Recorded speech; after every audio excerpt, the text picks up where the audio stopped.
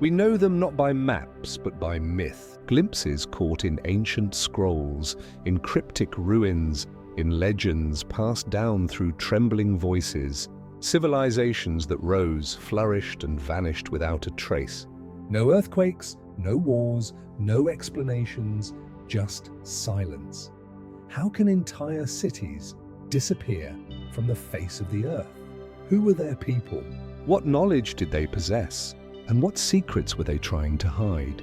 From the dense jungles of the Amazon to the desolate sands of Central Asia, scattered across this planet are clues, fragments of grandeur that suggest something greater once stood where now there is nothing. No signs, no answers, only questions pulsing beneath the soil. In the next 3 hours, we're going on a journey to explore the greatest lost cities that have never been found. Places that defy logic, beckon explorers, and haunt the dreams of archaeologists to this day. So sit back, relax, and let's dive deeper into the mystery of the cities that time refused to remember. Somewhere beneath these waters, if the legends are to be believed, lies a world long forgotten. A city of towering marble columns, glistening canals, and streets paved with gold. A civilization said to possess immense wealth, advanced technology, and a deep, enigmatic wisdom. It is a name that echoes through the corridors of history and imagination. Atlantis. Dudit. First, and perhaps only definitive reference to Atlantis comes from the ancient Greek philosopher Plato, writing in the 4th century BCE. In 2 of his dialogues, Timaeus and Critias, he describes an island nation larger than Libya and Asia combined, situated beyond the Pillars of Heracles, what we now call the Strait of Gibraltar. According to Plato, Atlantis was a marvel of engineering and governance. Its capital was a concentric wonder, rings of land and sea carefully arranged around a gleaming central acropolis. The Atlanteans, he wrote, were not only masters of the sea, but also of science, philosophy, and architecture, an empire of unparalleled achievement, and yet their greatness proved to be their undoing. Plato claims the Atlanteans grew prideful, corrupt. Their moral compass, once guided by divine wisdom, faltered. In response, the gods unleashed a punishment both swift and final. In a single day and night of misfortune, the island of Atlantis disappeared beneath the sea, lost to time, lost to memory. But was it ever real? That is the question that has haunted scholars, explorers, and dreamers for over 2,000 years. Some maintain Plato's story was allegorical, a cautionary tale about the dangers of hubris, not a historical account. After all, Plato often used allegory to make philosophical points. Atlantis, in this view, is not a city at all, but a mirror held up to Athens. Plato's ideal society warning against decadence and moral decay, and yet the details he offers are striking, measured, specific. He names kings, describes the layout of the city, its natural resources, even its laws and military campaigns. Why such precision if it were merely fiction? Historians have scoured Plato's writings, parsing every word. Some believe he may have been drawing on far older sources, perhaps stories passed down from Egyptian priests whom the Greeks encountered during travels and trade. The idea that a great civilization once sank beneath the sea is not unique to Plato. Flood myths exist in cultures across the world, from Mesopotamia's Epic of Gilgamesh to the biblical story of Noah to tales whispered by the native peoples of the Americas and Southeast Asia. Is it coincidence, or does it point to a shared ancient memory of some cataclysmic event? In more recent centuries, the search for Atlantis has moved from the library to the field. Explorers and scientists have proposed dozens of possible locations. Some place it in the Mediterranean. The island of Santorini, site of the volcanic eruption that destroyed the Minoan civilization, is a leading candidate. The Minoans were seafaring, highly advanced, and seemingly vanished in a geological instant. Could this be the seed from which Plato's tale grew? Others look to the Iberian Peninsula, suggesting that Atlantis was in fact the ancient city of Tartessos, a wealthy and enigmatic culture in southern Spain mentioned by Greek historians. There are even theories that place Atlantis as far afield as Antarctica, or deep within the Caribbean, where submerged structures off the coast of Cuba and the Bahamas have stirred excitement and skepticism in equal measure. Then there is the question of the Doggerland hypothesis, a submerged landmass that once connected Britain to mainland Europe. Scientists now know that this region was gradually flooded by rising seas following the last ice age. Archaeological evidence has revealed that it was inhabited by humans, perhaps even supporting complex societies. Could the true story of Atlantis be rooted in this lost landscape? Technology continues to deepen the mystery. With the use of satellite imagery, sonar scans, and deep-sea submersibles, we are uncovering more of our planet's sunken past than ever before. Cities have been found submerged off the coasts of India, Japan, and Egypt, each discovery blurring the line between myth and memory. Still, there are no definitive answers. Atlantis remains elusive, And yet perhaps that's what draws us to it.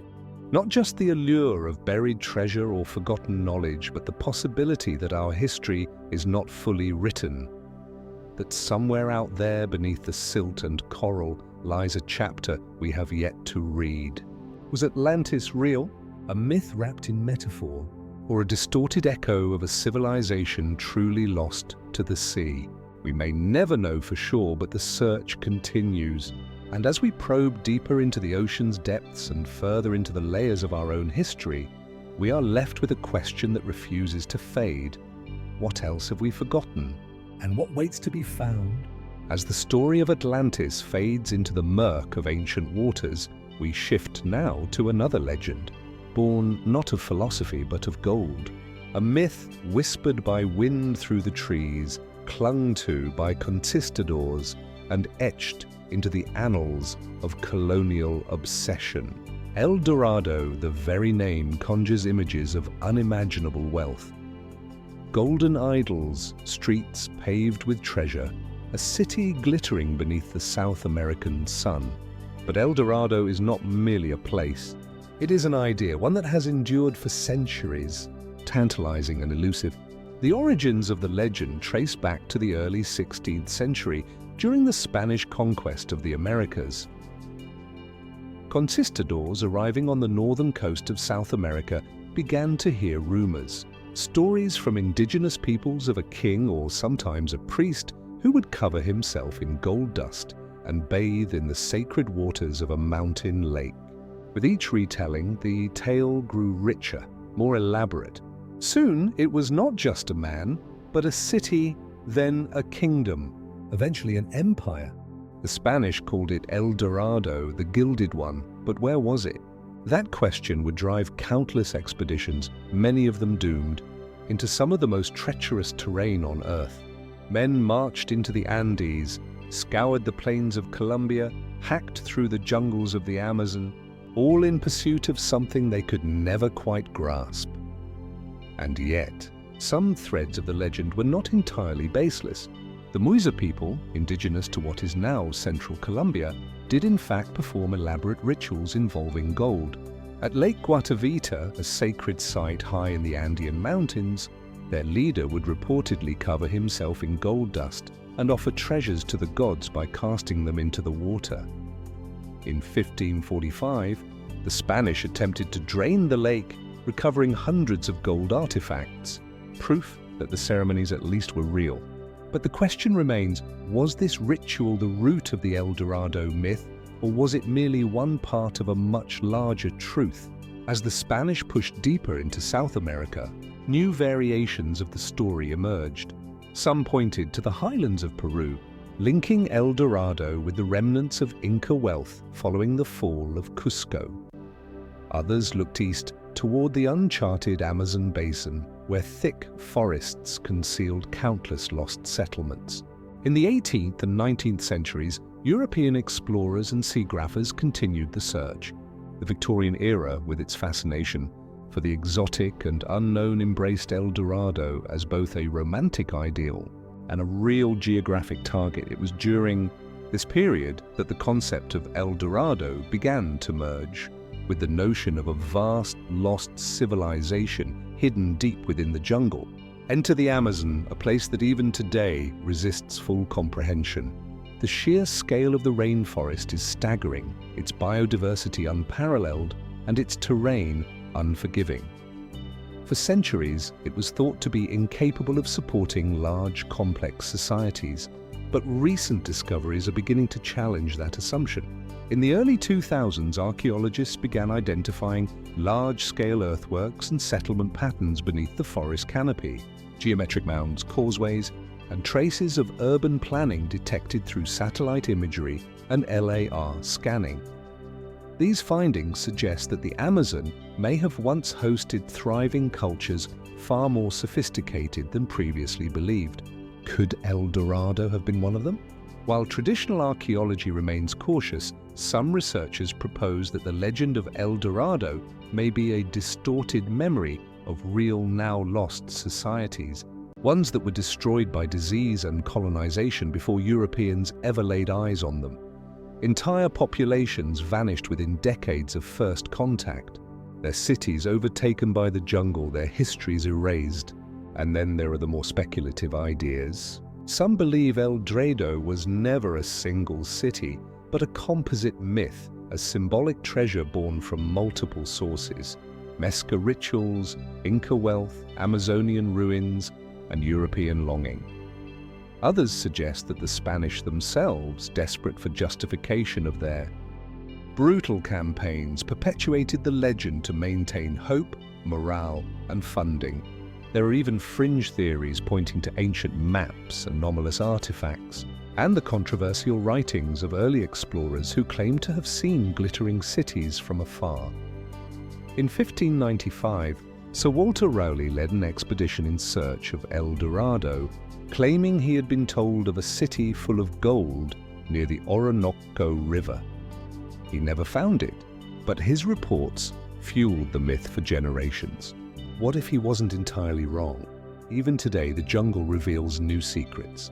Entire networks of forgotten settlements have been uncovered in Bolivia and Brazil, some with roads, fortifications, and evidence of complex agriculture. These aren't the golden metropolises of legend, but they are cities. Real ones, hidden, abandoned, and lost beneath the centuries of growth. So what then is El Dorado? A city, a ritual, a metaphor for the insatiable greed of empire? Or could it be something more? A convergence of truths and half-truths woven into a story so compelling that it has outlived its own origins. Perhaps the real treasure of El Dorado is not gold, but the question itself, a mystery that draws us deeper, not into wealth but into wonder, into the heart of a land that refuses to give up its past. The Amazon remains vast. Parts of it are still unexplored, still untouched by satellite or science. It is a place where rivers change course and ancient paths vanish beneath the vines. And so the question lingers, could El Dorado still be out there, waiting to be remembered, waiting to be found? As the echoes of El Dorado fade into the tangled vines of myth and memory, another name emerges. One not born from indigenous lore, but from the obsessions of a modern explorer. A man who believed that hidden deep within the Amazon, untouched by time and untouched by conquest, was a forgotten civilization. A city, ancient and advanced, waiting to be rediscovered. He called it Z. To most it was little more than a letter. But to British explorer Percy Fawcett, it was the key to a world lost beneath the trees. The story of the lost city of Z begins in the early 20th century, at a time when the Amazon remained a vast, uncharted frontier. Fawcett, a seasoned surveyor and soldier, was already respected for his precision and daring, having mapped unexplored regions of South America for the Royal Geographical Society. But what set him apart was not his compass. It was his conviction. During an expedition in 1920, Fawcett came across a document he believed to be a revelation known as Manuscript 512. The account had been written nearly 2 centuries earlier by a Portuguese explorer who claimed to have encountered the ruins of a stone city in the Brazilian interior, complete with arches, wide streets, and inscriptions carved in an unknown script. The account was detailed, even architectural, and yet it had never been verified. Fawcett became convinced that this wasn't fantasy. It was history forgotten and buried beneath centuries of jungle. He theorized that long before the arrival of Europeans, a sophisticated civilization had flourished in the Amazon. He named this city simply Zed and devoted the remainder of his life to finding it. But the jungle does not give up its truths easily.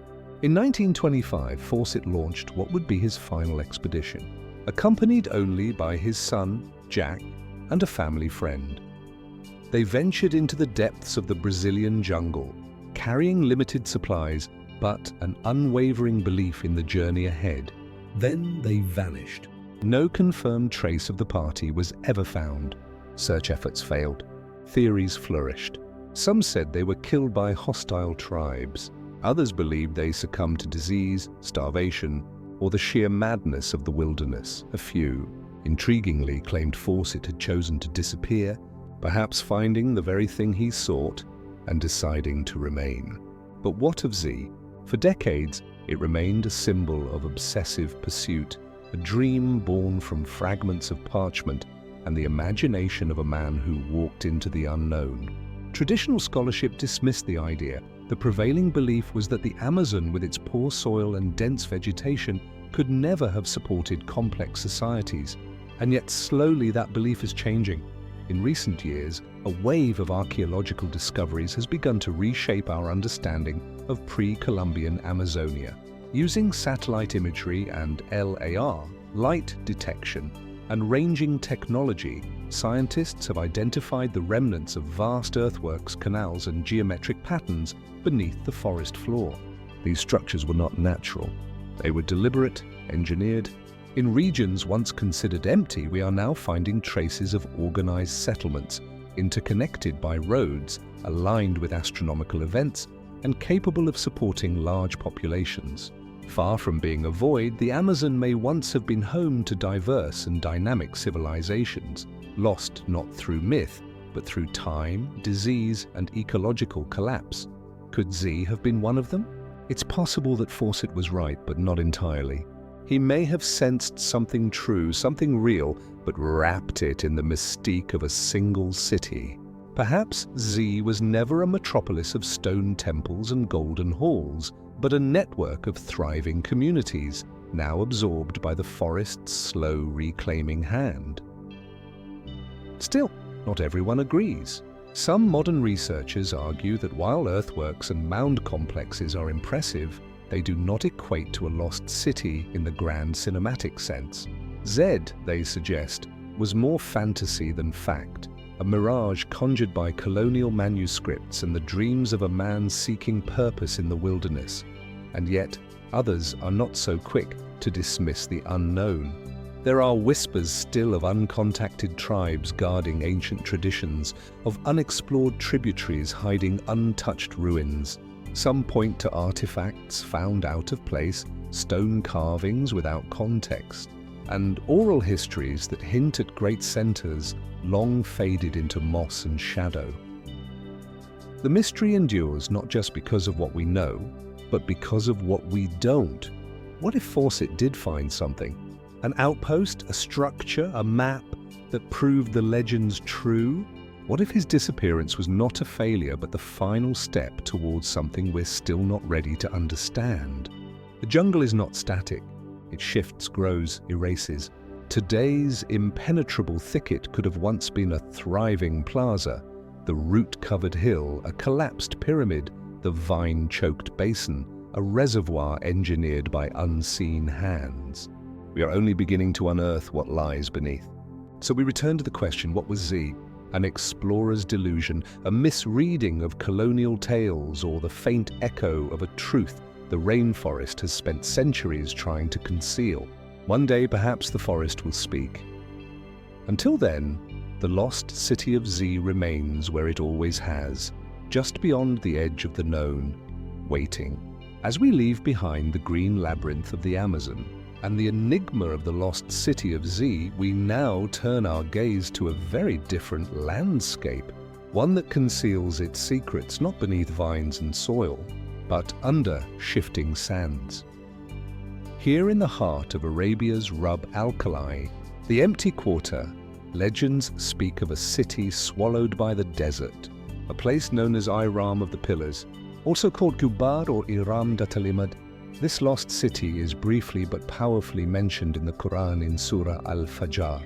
It is described as a magnificent city with lofty columns, the like of which was never created in the land, a place built by a proud people who grew powerful and arrogant, ultimately punished by divine wrath. The Quranic account is short, yet evocative, giving rise to centuries of fascination and speculation. Was Iram a real city, an oasis of wealth and knowledge that vanished beneath the sands? Or was it allegorical, a warning wrapped in metaphor? Ancient Arab oral traditions and early Islamic writings offer more detail. Iram, they say, was built by the tribe of Ad, descendants of the prophet Hud. These people were said to have thrived in a city rich in gardens, palaces and towering columns unrivaled in its grandeur. But according to legend, they turned away from righteousness. In response, God brought destruction upon them through wind, storm, or perhaps the desert itself. What makes Iram unique among lost cities is the way its legend straddles both myth and scripture, lending it a profound cultural weight that has persisted across generations. For centuries, Arab explorers and geographers tried to pinpoint its location, with clues pointing vaguely to southern Arabia, modern-day Oman, Yemen, or Saudi Arabia, but no definitive site was ever confirmed. Then in the late 20th century, something remarkable happened. In 1992, an international team of researchers led by adventurer and filmmaker Nicholas Clapp and backed by NASA satellite imaging identified an ancient network of caravan routes crisscrossing the Arabian Peninsula. These trade routes, invisible to the eye but detectable from space, all seemed to converge on a single point in the southern desert, an ancient settlement known as Shisur in Oman. Excavations began. Archaeologists unearthed what appeared to be the remnants of a large fortress, along with deep water wells, suggesting it had once been a crucial stop for caravans traveling the incense route, the vital trade corridor that supplied frankincense, myrrh, and spices to the ancient world. The discovery was extraordinary. Some researchers proposed that this site could be the real Iram, hidden for centuries beneath the desert's ever-moving sands, but others weren't so sure. The fortress, while impressive, lacked the grand architectural features described in scripture and legend. The pillars may have referred to tent poles, towered buildings, or metaphorical power, not literal marble columns. Was Shisur Iram, or just a well-preserved outpost on a well-traveled road? The debate remains unresolved. Some scholars suggest Iram was never a... In the Quran, the people of Ad are said to have inhabited a grand city with towering columns, a city unequaled in the land. But they grew prideful and turned away from righteousness. As a result, God sent a punishing wind that annihilated them, wiping their civilization from the face of the earth. The description is brief, yet the image it paints is enduring, a place of architectural marvels, of spiritual fall, and of sudden divine destruction. It is a story passed down for centuries, a cautionary tale woven into the oral traditions of the Arabian desert. But was Ubar a real city? If so, where did it go? Throughout the medieval Islamic period, geographers and historians wrote of a city by that name or by other similar names located somewhere in southern Arabia. It was said to be fabulously wealthy, controlling the trade of frankincense, a substance more valuable than gold in the ancient world. Caravans crossed the desert, connecting Ubar to Mesopotamia, Egypt, and India.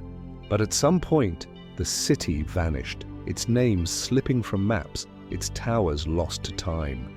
For centuries, explorers searched in vain for traces of this desert Atlantis, but it wasn't until the late 20th century that serious efforts yielded results. In the early 1990s, a team led by filmmaker and amateur archaeologist Nicholas Clapp used newly available NASA satellite imaging to trace ancient caravan routes across the Arabian Peninsula. These trade routes converged in a remote area of the Dolfa region of Oman, near a small settlement called Shisur. Excavations began beneath the desert floor. Archaeologists uncovered the remains of a large fortified outpost, complete with limestone walls, watchtowers, and an enormous well. Pottery fragments, inscriptions, and structural remains suggested a long history of occupation and trade. The site had clearly been a vital hub for the incense trade, connecting inland settlements to the port cities along the coast. But then something unexpected. Ground-penetrating radar revealed a massive underground cavity beneath one of the fort's towers. Excavation showed that the limestone ceiling of a natural sinkhole had collapsed, causing the structure above to cave in. Could this have been the cataclysm, natural or divine, that ended Ubar? The media was quick to declare the mystery solved. Headlines around the world proclaimed that Ubar had been found, but in the scholarly community, reactions were mixed. Some archaeologists agreed that Shisur was indeed an important trade outpost and likely part of the network described in ancient texts. But was it the Ubar, the city of legend, of scripture, of vanished glory, or was it simply one node in a vast web of incense cities now conflated by time into a single mythic place? And what of the description in the Quran of pillars unmatched by any other city of a punishment that scoured an entire people from the earth? No grand towers or monumental temples have been found at Shisur, nor any writing that directly references Ubar or Iram. Some scholars suggest that the pillars may have referred not to architecture, but to tents supported by long poles, or perhaps to metaphorical symbols of power. Others go further. Could the tale of Ubar be a blend of multiple cities gradually stitched together in memory and myth? Or might it be a cultural echo of older civilizations, perhaps even prehistoric ones, that left no written record at all? Then there are the more speculative theories. Some researchers point to possible connections between the Ubar myth and global flood or destruction myths, noting thematic parallels to the stories of Atlantis, Sodom, and Gomorrah. Others suggest that the city might lie still undiscovered beneath the dunes, buried deeper than any current excavation has dared to dig. Satellite imagery has revealed more than a dozen ancient tracks crossing the Rub' al-Khali, suggesting that once, long ago, this region was not so empty. That it may have supported life, towns, trade, ritual. Entire ways of being now erased by climate shifts, war, or the slow, relentless breath of sand. Could there still be more out there? Entire cities hidden just beneath the desert's surface? Or was Ubar never meant to be found? Perhaps its destruction, whether by divine force or environmental collapse, was final. A cleansing so complete that only story remained. And yet the story persists. People still search, still believe.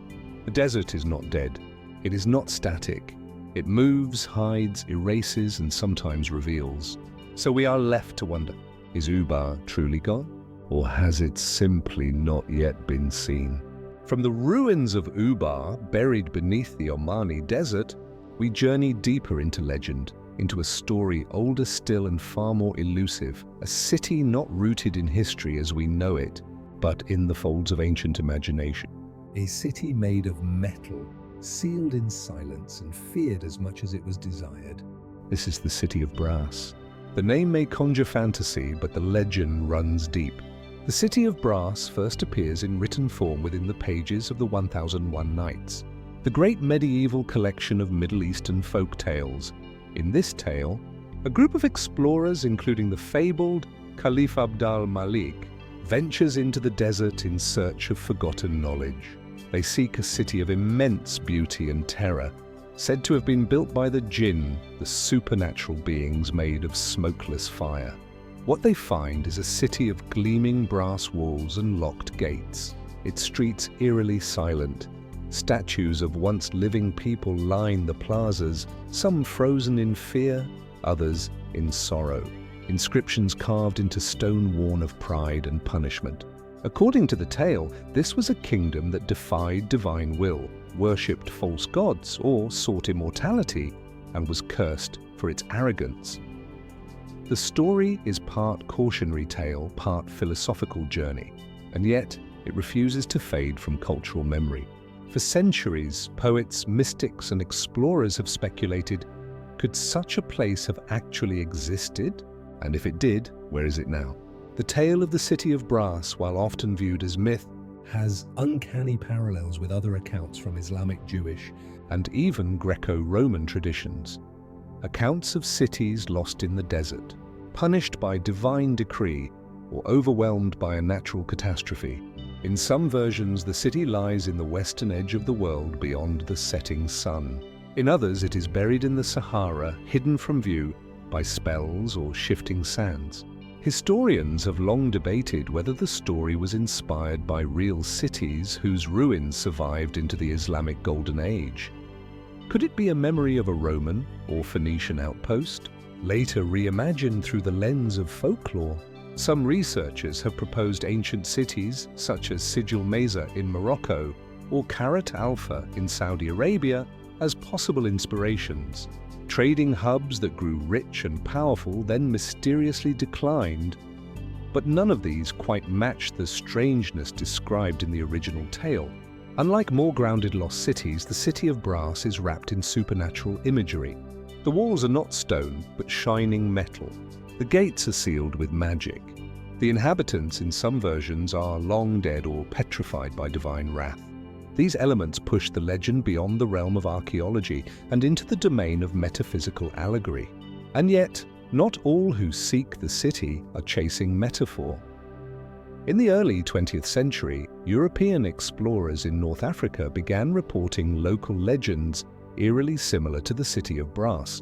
Tales of cities that shimmer in the distance and vanish upon approach, of ancient stone structures half swallowed by the dunes, carved with indecipherable symbols, of cursed places avoided by bed-ins where strange winds howl and compasses spin. Could these be remnants of lost civilizations? Or are they merely mirages born of heat and isolation? Some archaeologists believe the legend of the City of Brass may be a memory of multiple real cities, civilizations erased by war, drought, or sandstorms whose surviving ruins inspired stories over generations. Others suggest the city never existed in the physical world at all, but rather served as a literary device, a metaphor for the impermanence of power and the dangers of defying the natural order. But even the metaphor raises questions. Why brass? Why a city made not of gold or silver, but of a utilitarian metal, strong, enduring, and reflective? Brass, an alloy of copper and zinc, was highly praised in the medieval Islamic world. It was used for scientific instruments, religious artifacts, and decorative art. A city built of brass may have symbolized a civilization that prized knowledge, reason, and artifice, perhaps too much. Could the City of Brass represent the peak of human ambition and its downfall? In modern times, researchers have used satellite imagery to search for ruins across the Sahara. Some believe that ancient trade routes, now invisible from the ground, may one day lead us to a forgotten city that inspired the myth. Others look to linguistic clues buried in old texts or newly discovered inscriptions in remote valleys, hoping for a link to a city once feared and revered. Still, the desert remains quiet. No glint of brass has broken through the sands, no inscription has confirmed the story. And yet, the idea persists, perhaps because it must. There is something timeless in the notion of a lost city punished for pride, surrounded by silence, preserved in stillness. It speaks not only to our fascination with discovery, but to our fear of forgetting of what happens when civilizations vanish and the stories that survive are all that remain. So we are left with questions. Was the City of Brass ever real? Was it a place or a warning, a ruin or a reflection? The sands offer no reply, only silence, and the faint shimmer of something just out of reach. As we leave behind the city of brass, its metallic towers glinting in the imagination, we turn now to the western edges of the British Isles, to a legend not buried by sand but swallowed by the sea. Here, just beyond the cliffs and coves of Land's End, stories speak of a kingdom beneath the waves, a land once green and fertile with forests, fields and fair cities, now drowned utterly and without warning. This is the tale of Lyonesse. To some, Lyonesse is the British Atlantis. To others, it is simply myth, a poetic echo of older stories long since lost. But for centuries, the legend has endured in Cornish and Breton folklore, lingering like sea mist along the coastline. It tells of a once prosperous land lying between Cornwall and the Isles of Scilly, home to noble families, high churches, and 50 or more villages, all thriving until a single catastrophic night. According to tradition, Lyonesse was consumed by a sudden deluge. The sea rose without warning, swallowing the land in a single day. Only one man, it is said, escaped, riding a white horse ahead of the floodwaters. His name Trevelyan, his survival, a symbol of warning, of remembrance. The story was first put to paper in the medieval period, with variations appearing in Arthurian romances. In some versions, Lyonesse was the homeland of Sir Tristan, one of King Arthur's most loyal knights. In others, it was the site of Arthur's final battle. The association with Camelot era. Britain lends the tale a mythic weight tied not just to geography, but to the deep currents of cultural identity. But was Lyonesse ever real? The question has fascinated scholars, poets and scientists alike. Geologically, the idea isn't entirely implausible. The Isles of Scilly, off Cornwall's southwestern tip, are scattered fragments of land barely rising above sea level. Today they number more than 100 small islands and rocks. But during the last ice age, they were part of a single larger landmass. As the glaciers melted and sea levels rose, much of this land slowly disappeared beneath the waves. Even now, at low tide, you can see submerged causeways and ancient stone walls between the islands. Evidence of past human habitation in places now underwater. Could this have been Lyonesse? In 1750, the Reverend William Borlace, a respected Cornish antiquarian, documented submerged forest remains near Mounts Bay, stretches of preserved tree trunks and peat beds that only appear at the lowest tides. These so-called drowned forests offer a tantalizing glimpse into a time when the coastline extended much farther out before the sea claimed it back. Further evidence appears in fishermen's tales. For generations, local mariners have told of hearing church bells beneath the sea or snagging their nets on stone walls and foundations, ruins of a world below. Some even claim to glimpse ghostly towers beneath the water on clear days, though such sightings are likely the result of light refraction and natural illusion.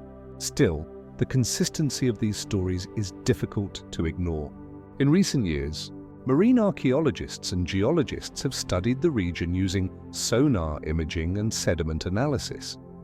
These studies confirm that large-scale coastal erosion and submersion did take place here, though not in a single night, rather over centuries. The gradual rise in sea level driven by post-glacial melting would have turned pastures into marshland and marshland into sea. But that presents a problem. The tale of Lyonesse describes a sudden flood, not a slow retreat. So where does that part of the legend come from? Some historians believe the myth may have been shaped by real disasters elsewhere. The destruction of Dunage in Suffolk, for example, a thriving medieval port town swallowed by the North Sea during fierce storms in the 13th and 14th centuries, or perhaps the massive flooding of the English Channel around 8,000 years ago, which cut Britain off from continental Europe, an event remembered in oral traditions passed down through millennia. Others turn to mythological patterns for clues. Drowned lands appear in countless cultures. Atlantis, Cantreux in Wales, Weiss in Brittany. These stories often share striking similarities. Hubris, divine punishment, sudden cataclysm, and the loss of a once great civilization. They speak not only to fear of the sea, but to deeper human anxieties, the fragility of progress, the price of pride, and the permanence of loss. Could Lyonesse be part of that universal narrative? Or could it be a localized memory of an actual place, slowly forgotten, then reimagined through generations? There are even more speculative ideas. Some fringe researchers propose that Lyonesse was not a single island, but a symbolic name for the larger Celtic memory of lost lands following the retreat of the Ice Age. Others suggest seismic activity or undersea landslides could have caused rapid flooding events. Miniature versions of the biblical deluge preserved in folklore long after the science behind them was lost. But perhaps the real mystery is how such a story has endured so vividly. Even now, centuries later, the people of Cornwall speak of Lyonesse with a quiet reverence. It's more than legend, it's identity, a whisper from the deep, a presence just beyond the horizon. And as we look out over the Atlantic, the sea remains silent. But the question lingers, was Lyonesse a real place, lost to time and tide, or is it something else entirely? An echo, a warning, a dream, still waiting to be understood. From the ghostly echoes of Lyonesse, lost beneath the Cornish waves, we travel northwest, farther into the mists of time and memory, to a place even more elusive. A land that has haunted mariners' charts and imaginations for centuries. It is called High Brazil.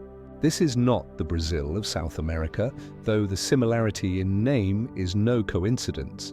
High Brazil, sometimes spelled High Brussels, O Brazil, or simply Brazil, is an island steeped in Irish legend. A phantom land set to rise from the ocean only once every 7 years. Not always visible, not always reachable, but always there. In Celtic tradition, Hib Brazil was thought to lie west of Ireland, beyond the known world. It was a place of beauty, abundance, and mystery. Some called it the Island of the Blessed. Others whispered it was a sanctuary of gods or a realm of the dead, a paradise untouched by time. But unlike many mythical lands, High Brazil didn't just live in stories. For more than 400 years, it appeared on real maps. As early as 1325, the Genoese seagrapher Angelino Dula marked an island called Brasil in the Atlantic Ocean west of Ireland. In the centuries that followed, it showed up again and again on maps from Italy, France, and Spain, sometimes circular in shape, often depicted with a river or strait dividing it neatly in two, always in roughly the same place, southwest of Ireland, drifting somewhere in the North Atlantic fog. What inspired such confident mapping of a land no one could quite confirm? One possibility is misidentification. Sailors spotting the coastlines of real islands, such as Rockall or the Faroe Islands, and mistaking them for a hidden realm. Another theory suggests optical illusions. Under rare atmospheric conditions, distant landmasses can appear much closer and clearer than they actually are. A phenomenon known as fatamorgana mirage turned myth. But the story doesn't end there. In 1497, the Italian navigator John Catt set sail from England to explore the Western Atlantic. Among his crew were men reportedly inspired by High Brazil, hoping to find not just new land, but that land. While Catt eventually made landfall in what is now Newfoundland, no High Brazil was sighted. Still, the legend persisted. Even more curious are the accounts of those who claimed to have actually visited the island. In 1674, an Irishman named Captain John Nisbet allegedly landed on High Brazil during a voyage to France. According to later reports, he and his crew found a lush inhabited land with large black rabbits and a mysterious elder who bestowed them with gold and knowledge. Another captain, Alexander Johnson, supposedly visited the same island shortly thereafter and confirmed the tale. No verifiable evidence ever emerged, but these stories spread quickly, especially among those drawn to esoteric knowledge, alchemy, and arcane lore. High Brazil was no longer just a place. It had become an idea, a cipher, a symbol. In folklore, it began to take on deeper meaning. Some believed the island was a remnant of Atlantis. Others thought it was a gateway to the other world, the Celtic concept of a parallel realm beyond mortal perception. The idea that High Brazil could only be seen at certain times or by certain people only deepened the mystery. Was it a test of worthiness, a thinning of the veil, or something else entirely? By the 19th century, High Brazil had all but disappeared from maps. As global exploration progressed and naval charts grew increasingly precise, the island no longer had a place.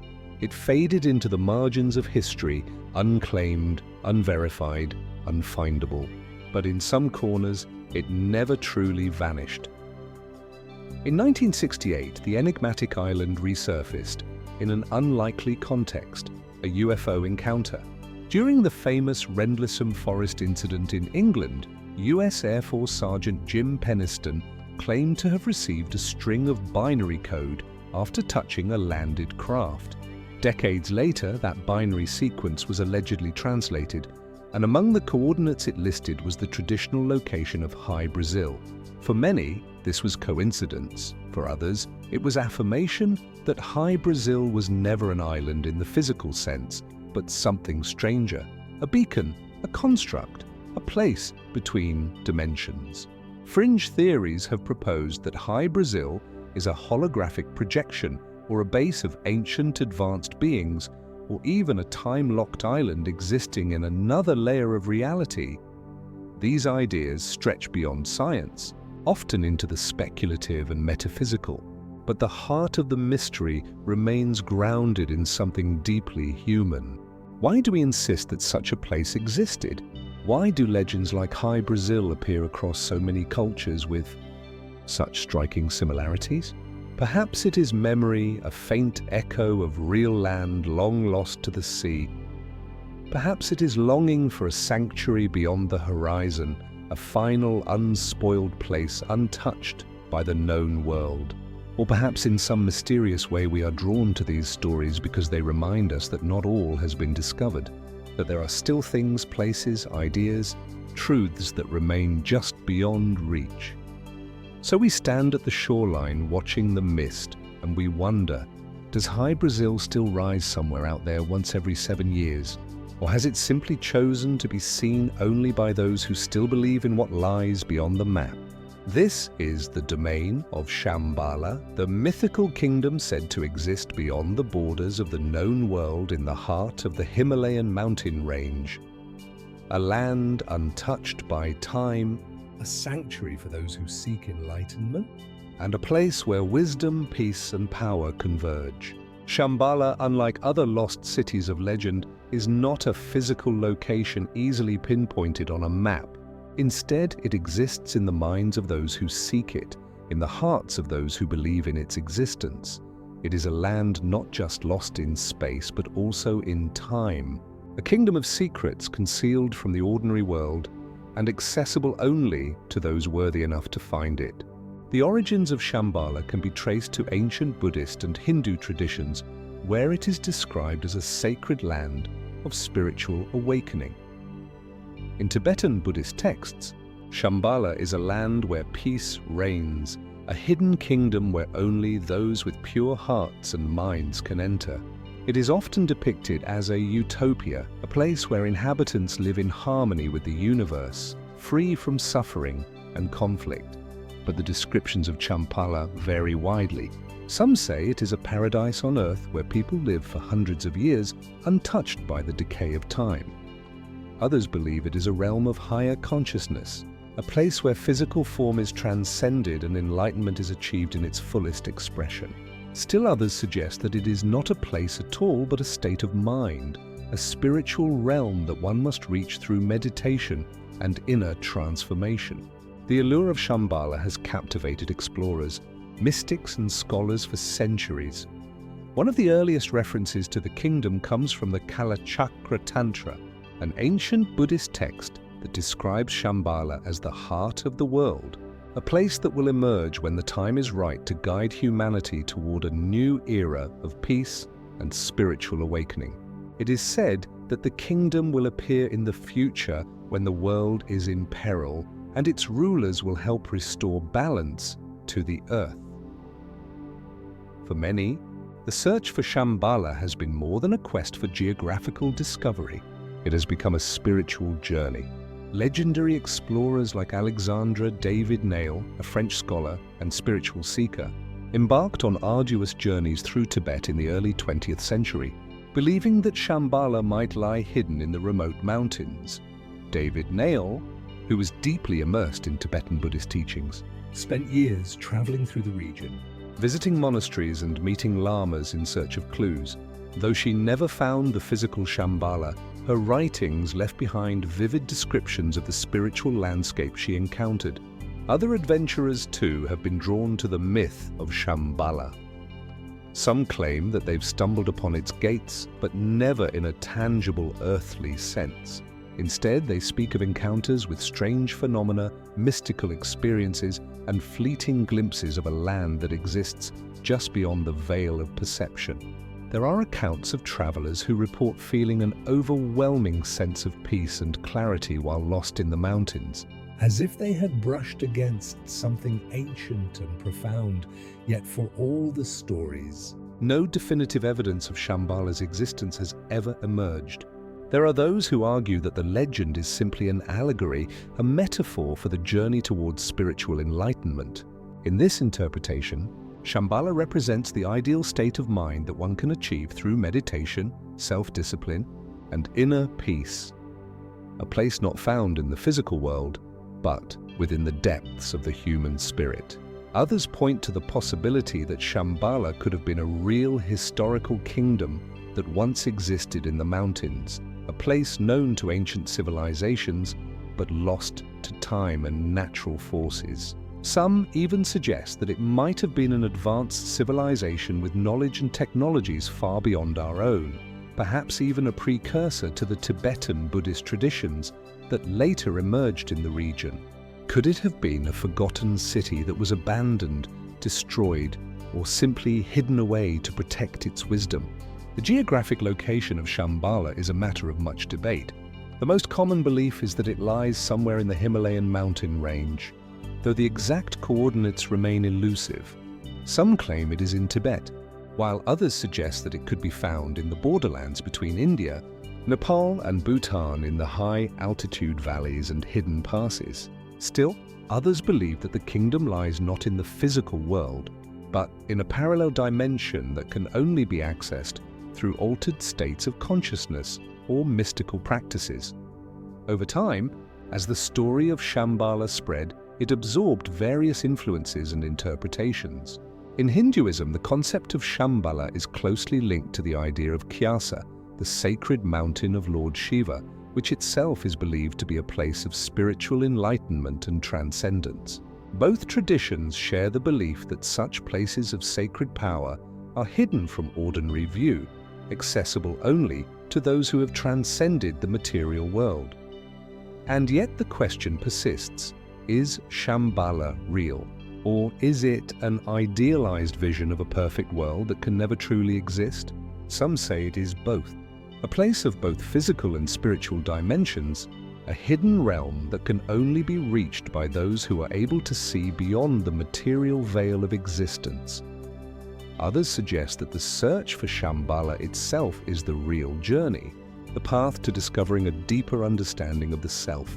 The search for Shambhala continues to this day, as explorers, spiritual seekers, and scholars still seek to uncover its secrets, but the true nature of the kingdom remains elusive. As the more one seeks, the more it seems to recede into the distance like a mirage in the high desert. Perhaps in the end, Shambhala is not a place that can be found through maps, instruments, or even the physical journey itself. Perhaps it is a destination of the heart, a place where the boundaries between the physical and the spiritual blur, where the quest for peace and enlightenment leads not outward, but inward. Avalon, a name that stirs the imagination like few others. a place of refuge, of healing, and of prophecy. A land where kings are reborn, where warriors rest, and where the greatest of legends converge. But despite its profound presence in myth and history, Avalon remains as elusive as the mist that shrouds its shores. It is a land lost to time, its exact location the subject of endless speculation. The story of Avalon begins in the ancient mythos of the Celts, where it was first introduced as a mythical island that lay beyond the veil of the mortal world. Its name, meaning the Island of Apples in Old Welsh, suggests a place of abundance, an eternal life where trees laden with magical fruit offer immortality to those who are fortunate enough to taste. Then Avalon was in its most basic form a paradise, a utopian sanctuary that offered refuge from the struggles of the mortal realm. One of the most famous associations of Avalon is its role in the Arthurian legend. It is here, according to some versions of the myth, that the legendary King Arthur was taken after his final battle at Camel. Severely wounded, Arthur was carried to Avalon, where the Lady of the Lake and her mystical attendants tended to him. Some say Avalon is where Arthur remains, waiting, as the prophecy tells, to return in Britain's greatest hour of need. The enduring power of Avalon lies not only in its connection to Arthur, but also in the idea that it is a place outside of time, a realm where the past and future are not bound by the limitations of our world. The concept of a timeless Avalon is one that appeals to many, suggesting that the island exists in some form beyond the constraints of physical geography. And yet, it is precisely this elusive quality, this shifting boundary between reality and myth, that has sparked centuries of speculation about Avalon's true nature. For much of its history, Avalon was believed to be a real physical place. The search for it was a pursuit shared by many, from monks to explorers, all eager to uncover the lost island. Some have suggested that Avalon may be located in the British Isles, perhaps in the far western reaches of Cornwall, where the land meets the sea with an almost mystical quality. The Isles of Scilly, a small archipelago off the coast of Cornwall, have long been linked with Avalon. In fact, it is said that Avalon's name may be derived from the word Abalon, meaning apple, in the ancient Cornish language, which points to a possible connection to these islands. Another prominent contender for the location of Avalon is Glastonbury, an ancient town in Somerset, England, which has long been tied to Arthurian legend. According to some accounts, Glastonbury Tor, the hill that rises steeply above the surrounding landscape, was once the site of Avalon, and the nearby Glastonbury Abbey was believed to be the burial place of King Arthur himself. In the 12th century, the monks of Glastonbury claimed to have discovered the graves of Arthur and Guinevere near the abbey, lending credence to the belief that Avalon was a place steeped in both legend and history. Archaeological excavations in the area have yielded intriguing findings, including evidence of ancient religious sites, but the mystery of Avalon's true location remains unresolved. There are also those who believe that Avalon is not a physical place at all, but rather a state of consciousness or a spiritual realm. Some see Avalon as a symbolic representation of an otherworldly space, a metaphorical haven where the spirit can retreat and be rejuvenated, free from the burdens of time and mortality. According to this interpretation, Avalon is not bound by geography. It exists wherever one can connect with the divine, with nature, and with the forces of the unseen world. In this sense, Avalon becomes an internal journey as much as it is an external one. Adding to the intrigue of Avalon's mystery is the idea that the island may be inextricably linked to the cycles of the Earth itself.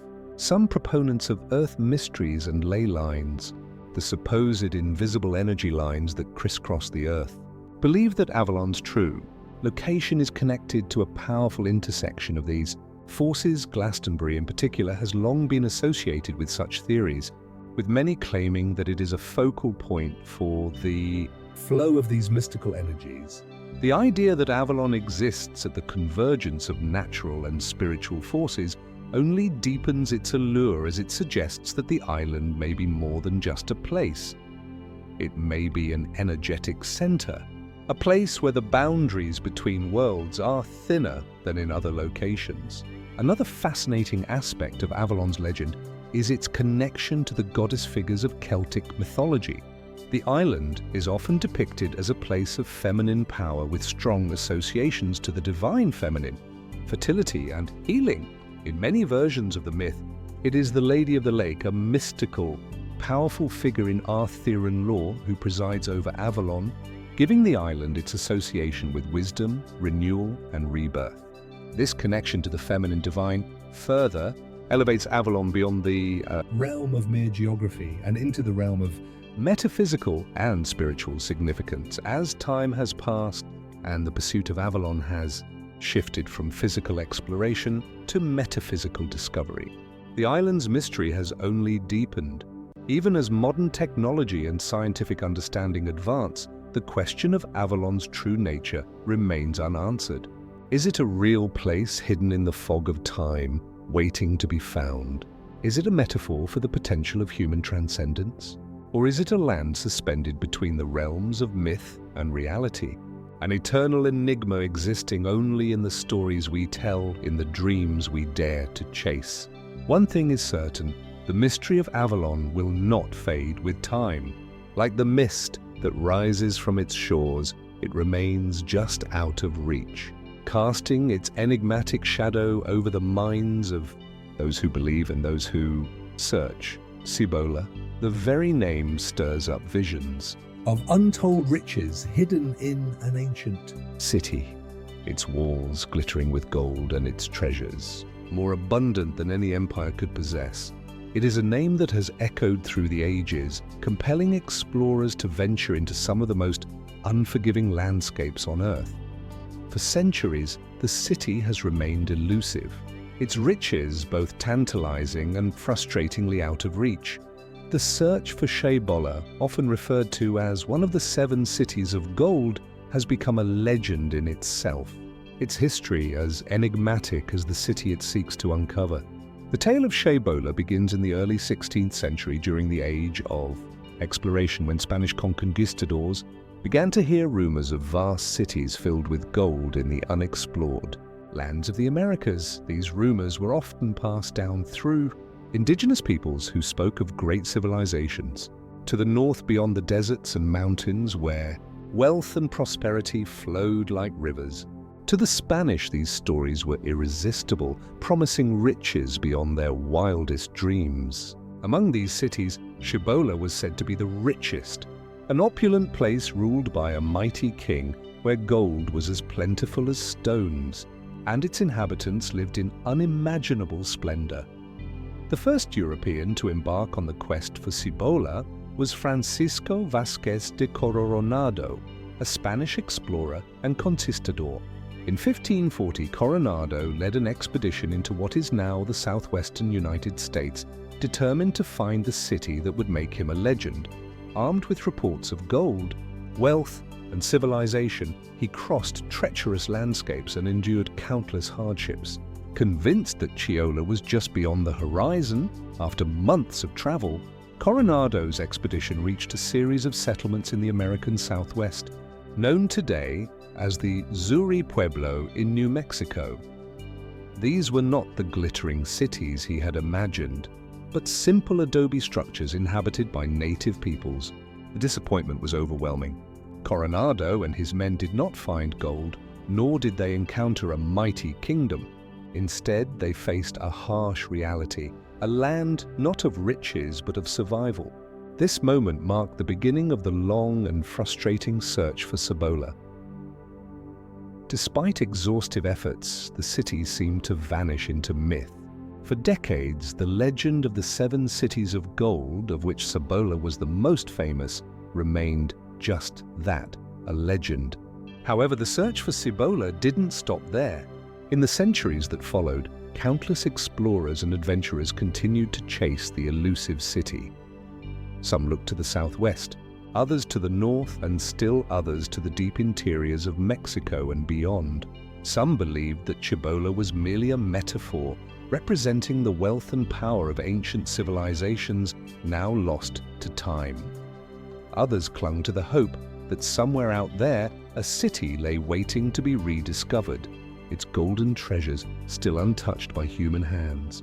The quest took on an almost mythical quality as more and more people ventured into the wilds of the American Southwest in search of Cibola. Over time, the legend began to warp and change, as legends often do. Some said the city was cursed and that those who sought it were doomed to fail. Others claimed that the inhabitants of Cibola had vanished into the earth, taking their treasures with them, leaving behind only their stories to tantalize future generations. One of the most persistent theories about the city's location links Cibola with the ancient civilizations that once flourished in the region, particularly the ancestral Puebloans, an indigenous group known for their cliff dwellings and sophisticated agricultural practices. These early inhabitants lived in the region for centuries, building intricate dwellings and thriving communities. But by the time Coronado arrived, they had largely disappeared, leaving only traces of their civilization in the form of ruins, pottery shards, and the mysterious cliffside dwellings that remain today. Could Ciba have been an advanced city belonging to the ancestral Puebloans, or was it a completely different civilization altogether? Some archaeologists speculate that Cibola might have been one of the great PBLO, perhaps a larger settlement that was lost to time due to factors like climate change, drought, or warfare. The region's harsh environment, ranging from blistering deserts to freezing highlands, would have made survival difficult. And some believed that these cities may have been abandoned long ago, leaving no trace of their once glorious existence. Other theories suggest that Cibola was never a physical city at all, but rather a symbolic representation of a long-lost paradise, a place of eternal wealth and beauty existing only in the collective imagination. Some point to the religious significance of gold in the cultures of the time, suggesting that Cibola might have been an idealized vision of a sacred land rather than a tangible location. Yet another theory proposes that Cibola could have been located deep within the heart of the Grand Canyon, an area that has long been shrouded in mystery and intrigue. In fact, several expeditions have attempted to trace the city's possible location to the canyon's remote hidden corners. Some claim that an ancient advanced civilization once thrived within the canyon's walls, leaving behind intricate structures and artifacts that remain undiscovered, perhaps still waiting to be found. Despite the many theories and attempts to uncover the truth about Cibola, the city's location remains a mystery. With every new discovery, questions are raised, but answers remain elusive. Could Cibola have been a real city full of riches and splendor? Or was it simply the creation of myth designed to inspire hope and drive the spirit of exploration? The legend of Cibola continues to captivate the imagination, driving explorers and historians alike to search for the truth. And yet, despite the centuries of search and discovery, the city, if it ever existed at all, remains hidden, just beyond reach. What remains of Sheba? Is it a city waiting to be unearthed? Or is it a symbol of something deeper, a desire for discovery and understanding that transcends gold and riches? Thule. The name echoes in the oldest records of European exploration, a place spoken of with reverence and mystery. Descriptions of Thu have persisted for over 2,000 years, stretching back to ancient Greece, where it was known as the northernmost territory, a land beyond the known world, shrouded in ice and darkness. For the Greeks, it was the edge of the earth, a place where no one dared to venture. But its allure grew over the centuries, and for explorers throughout history, Thu became a symbol of the ultimate frontier. In the 4th century BCE, the Greek explorer Pytheas embarked on an ambitious voyage from the Mediterranean to the northern seas. He is often credited with being the first to record the existence of Thule, though his writings are scarce and fragmented. What we know of his journey comes primarily from later sources, but his accounts painted a vivid picture of a land far to the north, beyond the reach of normal civilization. Pytheas described Thu as a place where the sun did not set for a prolonged period in the summer, a land of perpetual daylight. This description led many to believe that Thulu was located in the far northern reaches of Europe, possibly in Scandinavia, Iceland, or even Greenland. But what was Thu really? Was it an actual place that existed as Pytheas described, or was it a metaphor for the unknown? A creation of imagination shaped by the mysteries of the North over the centuries, this question has been debated by historians, geographers, and archaeologists, all of whom have offered their own interpretations. Some argue that Thu was an early version of Iceland with its midnight sun and cold, remote landscapes. Others suggest it may have been located further north in Greenland or even in the Arctic itself. What we do know for certain is that Thu was not the last place to be associated with extreme northern exploration. The Romans too were intrigued by this northern land, though their knowledge was even more limited. They believed Thu to be the northernmost part of the earth, beyond which lay only the unknown. The concept of Thu persisted throughout the medieval period and into the Renaissance, often cited as a place where the land, sea, and sky met in a kind of icy paradise. It became symbolic of the furthest reaches of human exploration, a place beyond the known world. And yet, its precise location continued to elude explorers. In the 16th century, Thu's legacy was reignited during the Age of Discovery, when European navigators once again set their sights on the northern territories. It was during this period that the myth of Thule began to take on new dimensions. As explorers ventured further into the Arctic, they encountered new and unfamiliar lands, places that in many ways resembled the descriptions of Thule in ancient texts. One of the most prominent figures in this renewed search for Thule was the English explorer Martin Wolsey, who published maps in the early 1500s that depicted a northern land which some believed could be Thule. As more maps were produced, the quest for the northernmost point seemed to grow more pressing, as if the idea of Thule was a magnet drawing explorers toward the furthest reaches of the earth. By the 19th century, the search for Thule was no longer a mythic quest, but a scientific endeavor. The idea of Thu was increasingly intertwined with the exploration of the Arctic Circle and the discovery of its lands. The desire to locate Thule grew as explorers began to map the icy expanse of the Arctic more accurately. However, with each new exploration came more questions than answers. Was Thule a symbolic place representing the ultimate frontier, or was it an actual location with cultural significance? One theory proposes that Thule was not a city or even a place of significant settlement, but rather a collective term for various northern territories inhabited by ancient peoples. The word Thule itself is thought to derive from the Greek word thulele, meaning edge or border, which could suggest that the term referred to the farthest territories known to the Greeks. Perhaps it was simply a name given to any unknown distant place, reinforcing the sense that the northern reaches of the world were beyond human understanding. There are also those who point to the Norse and Viking explorations as a possible key to understanding Thule. The Vikings were some of the most adept and daring sailors of their time, exploring vast portions of the North Atlantic. Could Thule be a reference to lands like Greenland or even the shores of North America? Some suggest that the name Thu might have been passed down through Viking sagas, blending together real places and mythic landscapes.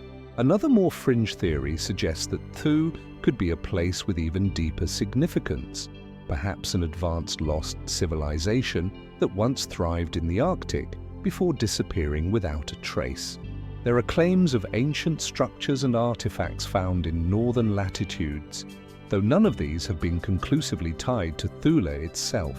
The idea that Thule was once home to a highly advanced culture lost to time adds another layer of intrigue to the mystery. Despite the wealth of theories, Thu remains an enigma. Its precise location is still unknown, and its nature, whether mythic or real, symbolic or tangible, remains the subject of much speculation. Could it have been a real physical place lost to time, now buried beneath layers of ice and snow? Or was it always a reflection of human imagination? A place where the myths and dreams of the ancient world found their anchor in the farthest reaches of the Earth. As we continue to push the boundaries of exploration, we uncover new regions of the Arctic, revealing more of its secrets. Yet, the mystery of Thule, if it is indeed a place, remains elusive. Whether it is buried beneath the ice, a forgotten memory, or simply a metaphor for the unattainable, Thule continues to hold a place in our collective imagination. For now, its mystery persists, quietly waiting just beyond our reach. And perhaps, as with all lost cities, it is not the destination, but the journey. There's a search itself that holds the true allure of Thule. Alan. The name resonates with the echoes of history. Whispered for centuries by the descendants of the Aztec people. For them, Alan was not just a place, but a mythical birthplace, a land that existed long before their great civilization rose to power in the heart of Mesoamerica. Described in ancient texts and oral traditions, Olon is said to be the ancestral homeland of the Aztecs, the cradle from which they sprang before their migration to the valley that would eventually become the heart of the Aztec Empire, but its exact location has remained one of the most elusive mysteries in all of Mesoamerican history. The Aztecs themselves believed that Alan was a sacred paradisal-like land, an idyllic region that nurtured their ancestors. The name Alan itself is thought to mean land of hair and suggesting a place of abundance surrounded by water and teeming with life. Some sources describe it as an island, perhaps somewhere in the northern regions of what is now Mexico, but no one truly knows where Alan was or if it was ever a physical place at all. For centuries, scholars and historians have combed through the fragments of Aztec lore, searching for clues to Alan's location. According to the Codex Chimalpopoca, a sacred Aztec text, the people of the Aztec Empire believed that their forebears embarked on a long, arduous migration from Alan to the Valley of Mexico, guided by divine visions and prophecies. During their journey, the Aztecs were said to have traveled for many years, facing countless hardships before finally arriving at Lake Texcoco, where they would found the city of Tenochtitlan, which would become the heart of their great empire. The migration of the Aztecs from Alan is more than just a story of survival. It is the foundation of the Aztec identity. This journey, recorded in the ancient codices, is filled with symbolism, gods, and mystical elements which suggest that Olon itself may have been more than a mere geographical location. Could it have been a symbol of the Aztecs' search for their purpose or destiny? Or was it a real place that was eventually swallowed by time and the land itself? Several theories have emerged regarding Olan's location, yet none have been definitively proven. The most widely accepted belief is that Olan was somewhere in the northern territories of Mexico, possibly in the arid deserts of present-day Durango, Zacatecas, or even further north into the southwestern United States. According to some interpretations of the CEX Chimalpopoca, Olan was described as an island, which has led some researchers to suggest that it could have been located on a large, now dried lake in northern Mexico. Another theory places Oslon in the region of modern-day Arizona or New Mexico, suggesting that the Aztecs may have originated from the American Southwest before migrating south. Some believe that the name Alan is derived from the Nahuatl word Atl, meaning water, and Tlan, meaning place. This interpretation of the name implies that Alan was a watery place, perhaps an island, which fits with the descriptions of the homeland being surrounded by lakes or rivers. This connection to water, whether literal or symbolic, has played a significant role in understanding Olen as both a geographical and cultural concept, emphasizing the idea of renewal, life, and sustenance. However, some have proposed more speculative locations for Elon, even suggesting that it could have been a lost city hidden somewhere deep within the jungles of Mesoamerica, possibly buried beneath centuries of overgrowth. This theory draws on the fact that the Aztecs, like many ancient civilizations, were known to have lost cities, their ruins now slowly fading into the landscape as nature reclaims what was once built. Could Allen be another of these forgotten places hidden beneath layers of forest and time? Despite the various theories, there is no concrete evidence to confirm the exact location of Allen. And as is often the case with legends, the gap between fact and myth only grows wider with time. Yet, the search for Allen has taken on a symbolic significance for many. It represents more than just a place. It is the heart of Aztec identity and history, the birthplace of a culture that once ruled over a vast empire. For the descendants of the Aztecs, Allen is not just a lost city. It is a sacred memory, a reminder of their roots and the journey that shaped their civilization. There is also the possibility that Allen was not a literal place at all, but a metaphysical or spiritual concept representing the Aztecs' idealized past or a vision of paradise. This perspective suggests that Allen existed only in the collective consciousness of the Aztec people, an ever-shifting symbol of their origins and their exact locations known only to a select few, but even these tantalizing discoveries failed to provide concrete evidence that the Silent City ever truly existed, or that it is anything more than a legend woven together by generations of storytellers and dreamers. The difficulty in finding definitive proof is compounded by the fact that even if the city were real, it would likely have been swallowed by the earth centuries ago, its ruins now buried beneath layers of earth and time. The problem is compounded further by the scarcity of written records. Most of what we know about the Silent City comes from oral traditions, myths, and the occasional cryptic mention in ancient codices. These stories are fragmented and often contradictory, making it difficult to separate truth from fiction. The lack of physical evidence only deepens the mystery, leaving us to wonder, is the Silent City simply a myth? Or is there a forgotten corner of the world where it still exists, waiting to be discovered? As with many lost cities, the Silent City beckons us with the allure of the unknown. The idea of a once thriving metropolis now silenced and hidden from the world stirs something deep within us. A sense of loss, mystery, and yearning. It is a story that transcends mere history, touching on universal themes of human nature, ambition, and the fragile nature of civilization. But for now, the Silent City remains a mystery. Its silence endures, echoing across the centuries. Perhaps it will remain forever lost.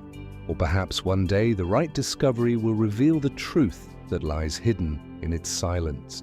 Until then, the question remains, what happened to the Silent City?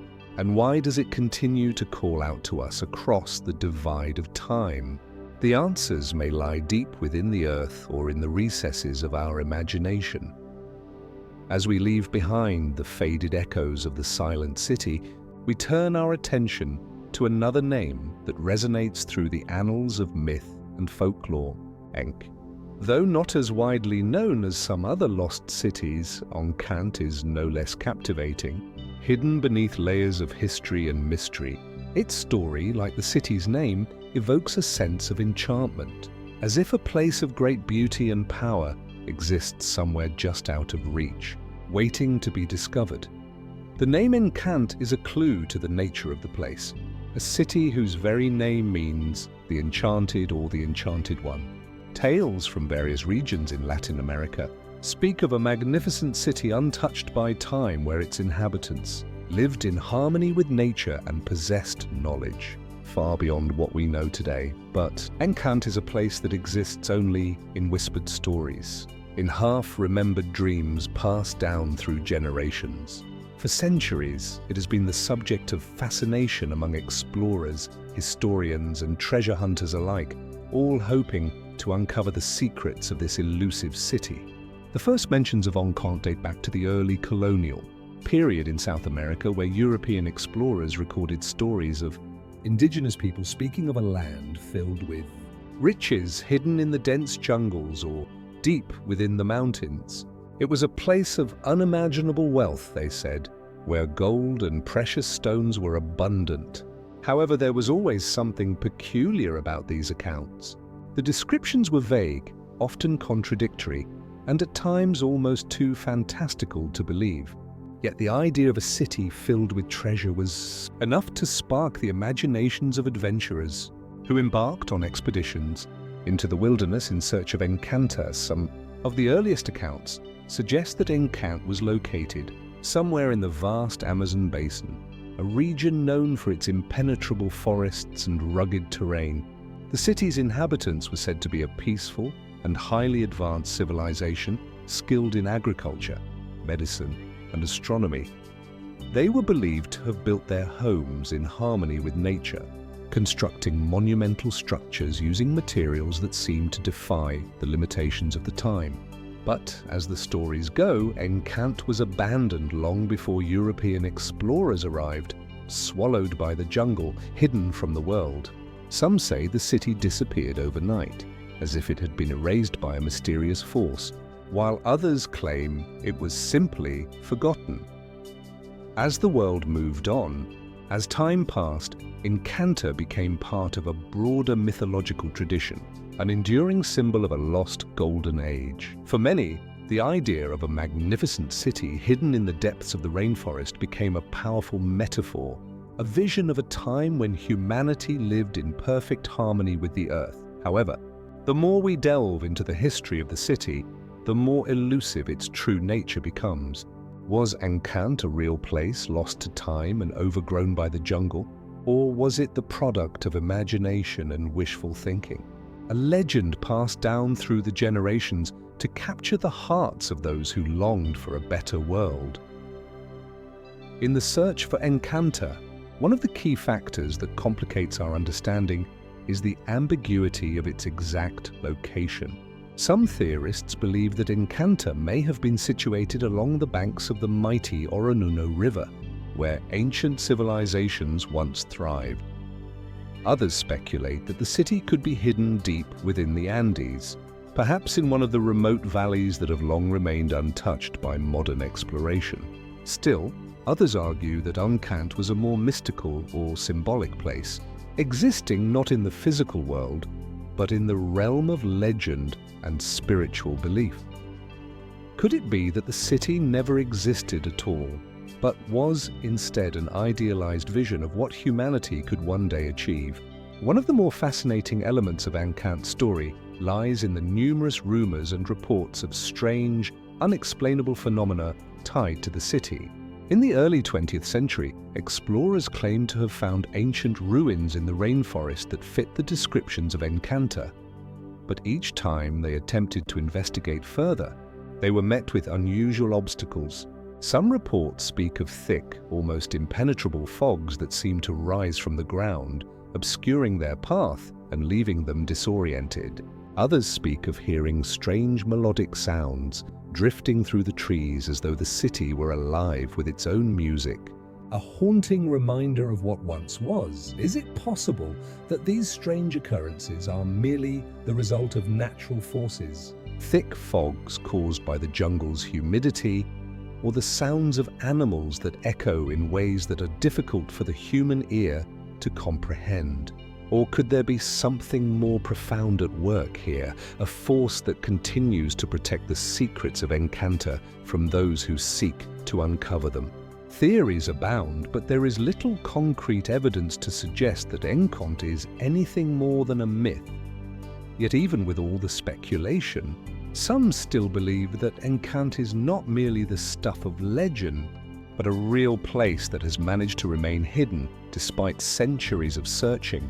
In recent years, the rise of modern technology, including satellite imagery and drones, has reignited the quest for lost cities in the jungles of South America. Archaeologists and explorers have used these tools to search for any signs of ancient human activity that might hint at Encant's existence. Could it be that the city is just waiting to be rediscovered, buried beneath centuries of plant growth, its monuments and artifacts hidden in plain sight?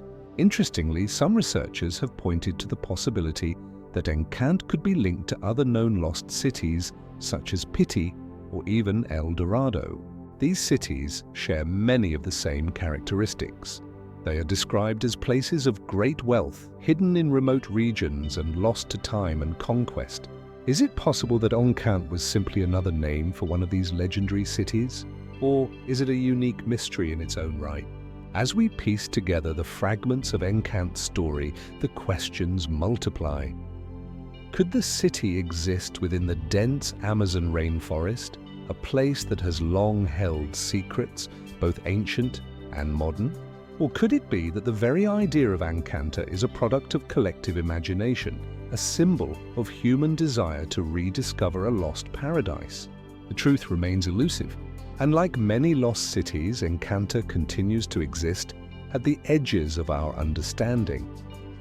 The search for Encanta, like the search for all lost cities, reminds us that some mysteries are not meant to be solved.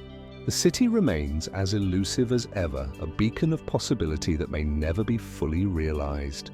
Yet the very idea of Encanta, its enchanted name, its promise of beauty and wisdom, continues to captivate the imagination, reminding us that some stories are worth seeking, even if they remain hidden in the shadows. As with all lost cities, the question lingers: what truths might lie buried beneath the jungle, waiting for us to find them? Perhaps Encanta, like many others, will remain lost to time. But for now, its story endures, whispering through the ages, inviting us to wonder what it might have been and what it might still be. As we continue our journey into the realm of lost cities, we now turn our attention to a place that exists in whispers more than history. Zar, a name that seems to evoke both wonder and trepidation. Jar is a city that has eluded discovery for centuries, existing only in fragments of ancient texts and half-remembered oral traditions.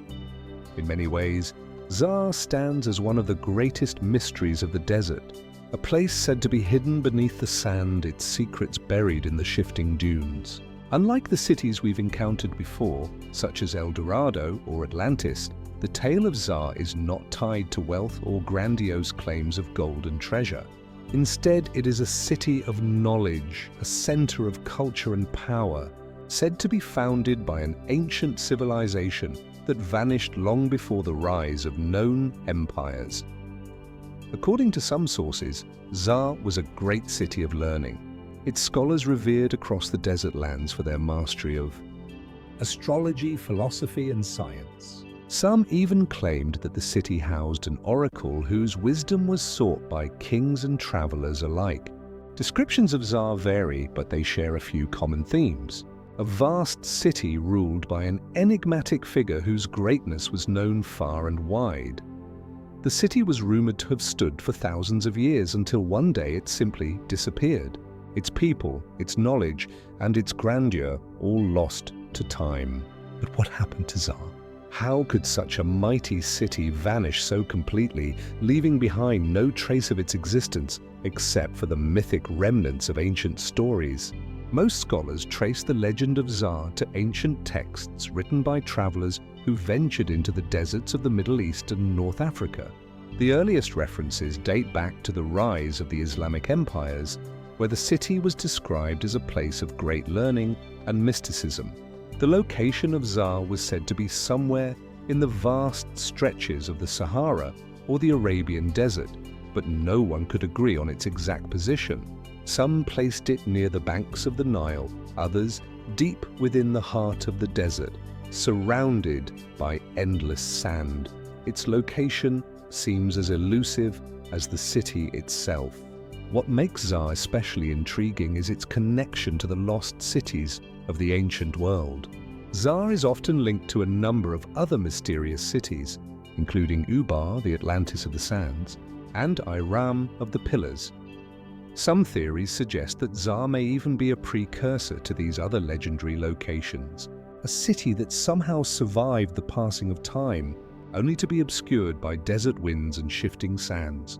Could it be that Zar, like Ubar, was a city so advanced that it disappeared without a trace, leaving behind only stories to tantalize the minds of those who sought it? One of the most compelling aspects of Zar's legend is the notion of its disappearance. Unlike cities that were conquered or destroyed by war, the fall of Zar is shrouded in mystery. Some versions of the story suggest that the city was swallowed by the desert itself, as though the very earth opened up and took it away. Others claimed that Zay was the victim of a catastrophic event, such as an earthquake or a flood, which destroyed its infrastructure and left nothing behind but the ruins of its once great structures. But even with these various explanations, there's no physical evidence to support any of these theories. In fact, despite the many expeditions that have searched for Z over the centuries, no one has ever found a single trace of the city's existence. No ruins, no artifacts, nothing. This absence of evidence is what has fueled the more speculative aspects of Zar's story. If Zar really did exist, what could have happened to it? Some researchers suggest that Z was not destroyed at all, but merely concealed by the shifting sands of time.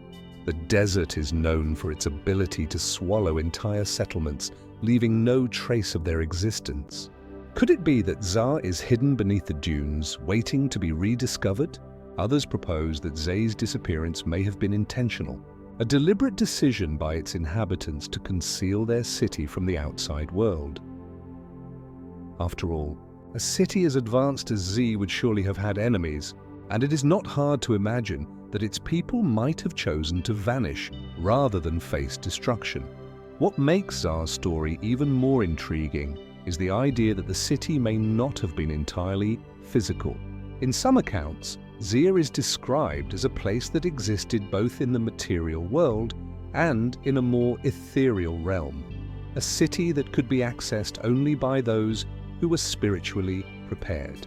In these versions of the legend, Zar is not just a city, but a gateway to another world, a place where knowledge and wisdom were imparted in a form that transcended ordinary understanding. Could it be that Zar's disappearance was not physical at all, but rather a transition into another dimension of existence? The concept of cities existing in multiple planes of reality is not new. In fact, it has been a recurring theme in many cultures and religions throughout history. From the fabled Shangri-La to the mythical Atlantis, there are numerous examples of cities that are said to exist not just in the physical world, but also in some higher, more spiritual realm. Is Zar one of these cities, existing in a form that we are simply not capable of perceiving? As with many lost cities, the questions surrounding Z's existence only multiply as we dig deeper into the mystery. Was it truly a city of great knowledge, as some legends suggest?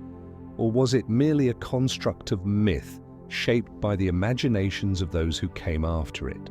Did its inhabitants leave behind any clues to their city's fate? Or were they so thorough in their disappearance that even their most sacred secrets were lost to the ages? And perhaps most importantly, if Zod does exist, where is it? Perhaps the greatest mystery of Zar lies not in its origins, but in its enduring presence in the collective imagination. Even without physical evidence, Zar continues to capture the imagination of those who seek lost cities, who yearn to uncover the mysteries of the past.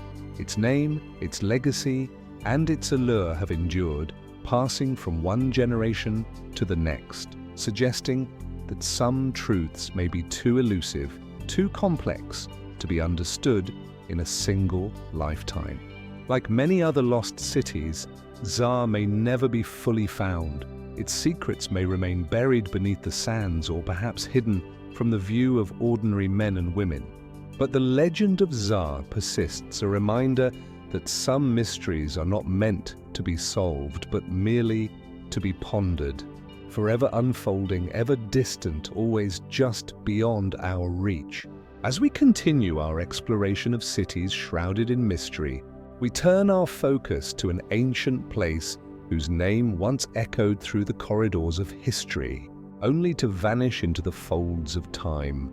Byblo, an iconic city of antiquity, was once a thriving center of commerce and culture.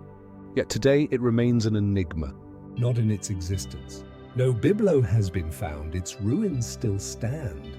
But in the mystery of how such a once great city could become obscured, almost forgotten, despite its profound significance in the ancient world, located along the Mediterranean coast in modern-day Lebanon, Byblo was one of the earliest Phoenician cities to rise, predating even the mighty empires of Greece and Rome.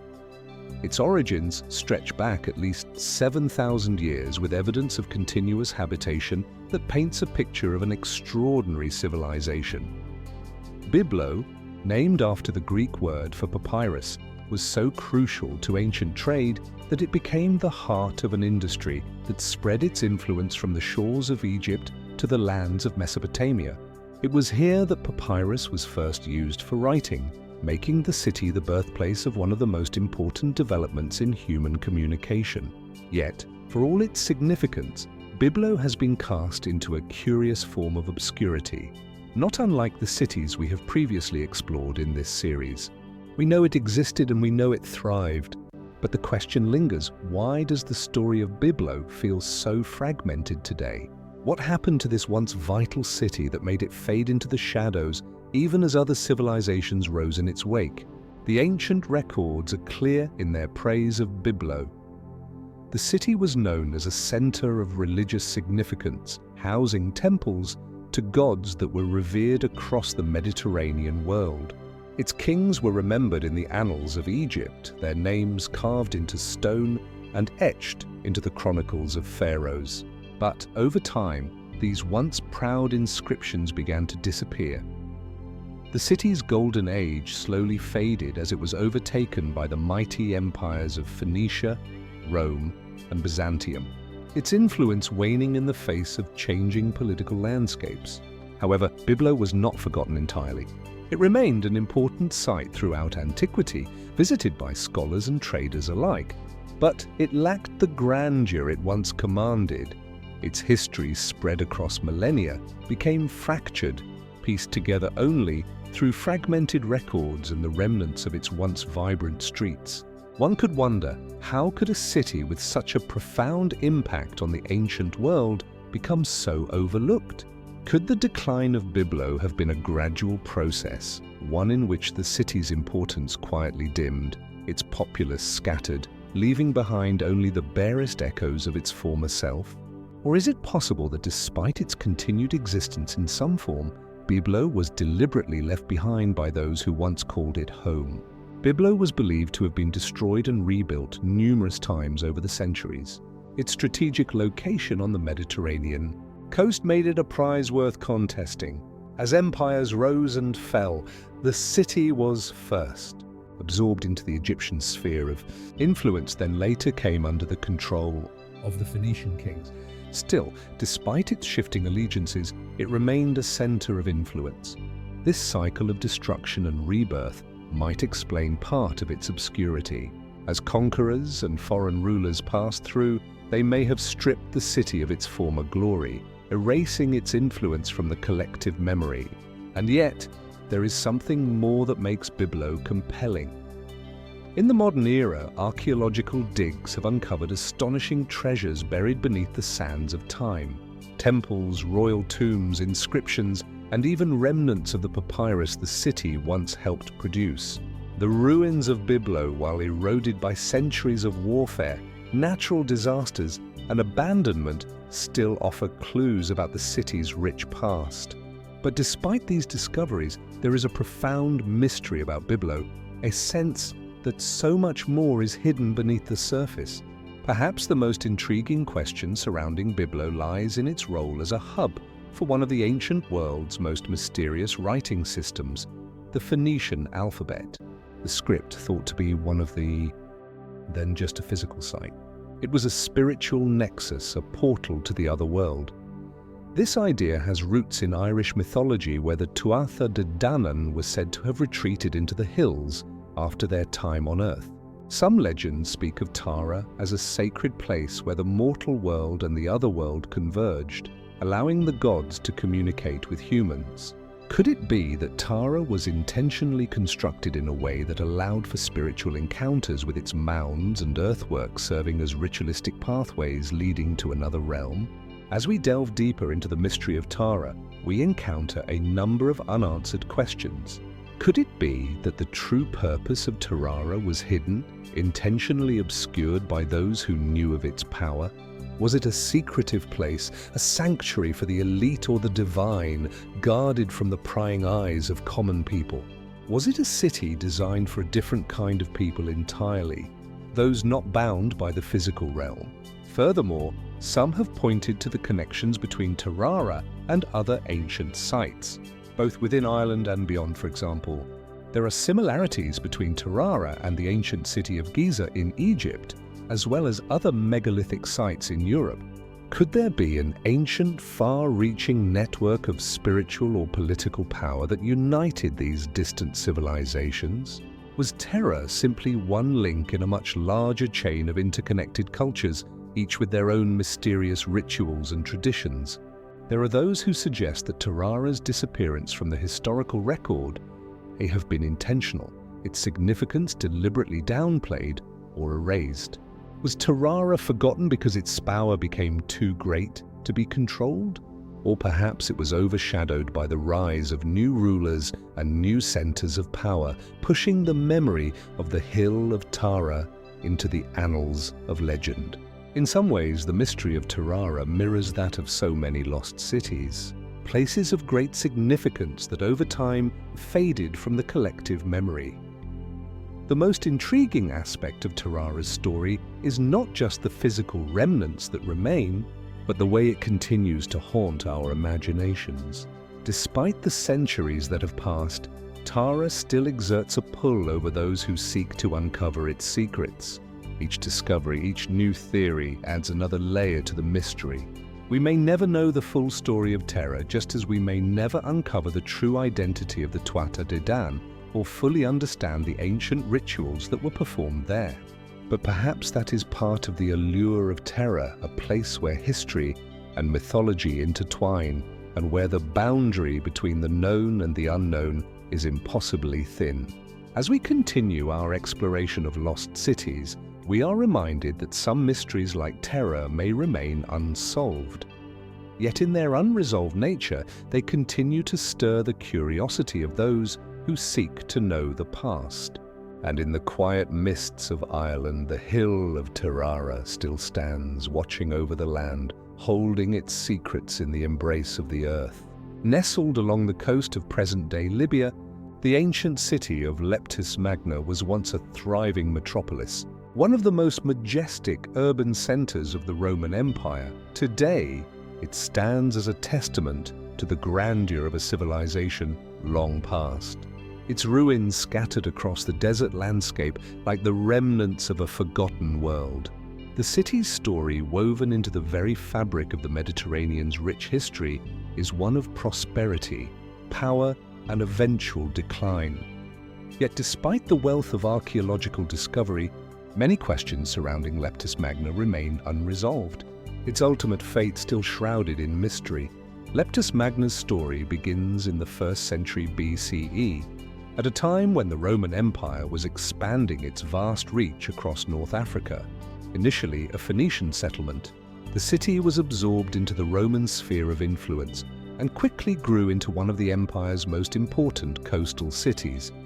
Its location on the shores of the Mediterranean, strategically placed between Rome and the heart of Africa, allowed it to flourish as a trade hub, a crossroads for cultures, goods, and ideas. At its height, Leptis Magna was a marvel of Roman architecture and urban planning. The city's vast, well-preserved ruins, which stretch across a sprawling archaeological site, offer a glimpse into its once glorious past.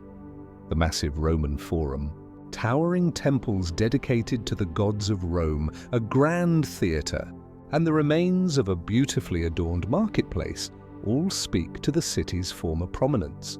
And yet, despite its wealth and power, Leptis Magna's story is one that faded from the pages of history, and the reasons for its decline remain speculative. It is perhaps the city's greatest architectural achievement that stands out above all its impressive colossal harbour, known as the Harbour of Leptis. Magna, this expansive maritime complex, was one of the largest in the Roman world, designed to handle the empire's naval fleets and facilitate trade across the Mediterranean. Evidence suggests that the harbour played a vital role in the city's commercial success. Yet today, much of the harbour has been buried beneath shifting sands, its once bustling quays and piers lost to time. The city's prosperity under Roman rule continued for centuries, and its most significant period of growth occurred during the reign of the Roman Emperor Septimius Severus. Born in Leptis Magna, Severus returned to his birthplace as emperor in 193 CE, and under his patronage, the city experienced an era of unparalleled development. Major public works projects were undertaken, including the construction of the Severan Arch, an imposing structure that still stands today as a symbol of the city's imperial connections. But even as Leptis Magna flourished, cracks in its foundation began to form. Despite its prominence, the reasons for the eventual decline of Leptis Magna remain elusive. Historians agree that the city's fall was gradual, a consequence of both external pressures and internal decline.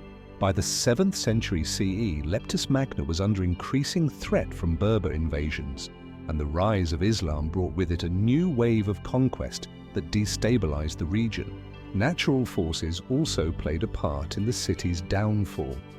Earthquakes, coastal erosion, and the gradual silting of the harbour led to the city's economic collapse.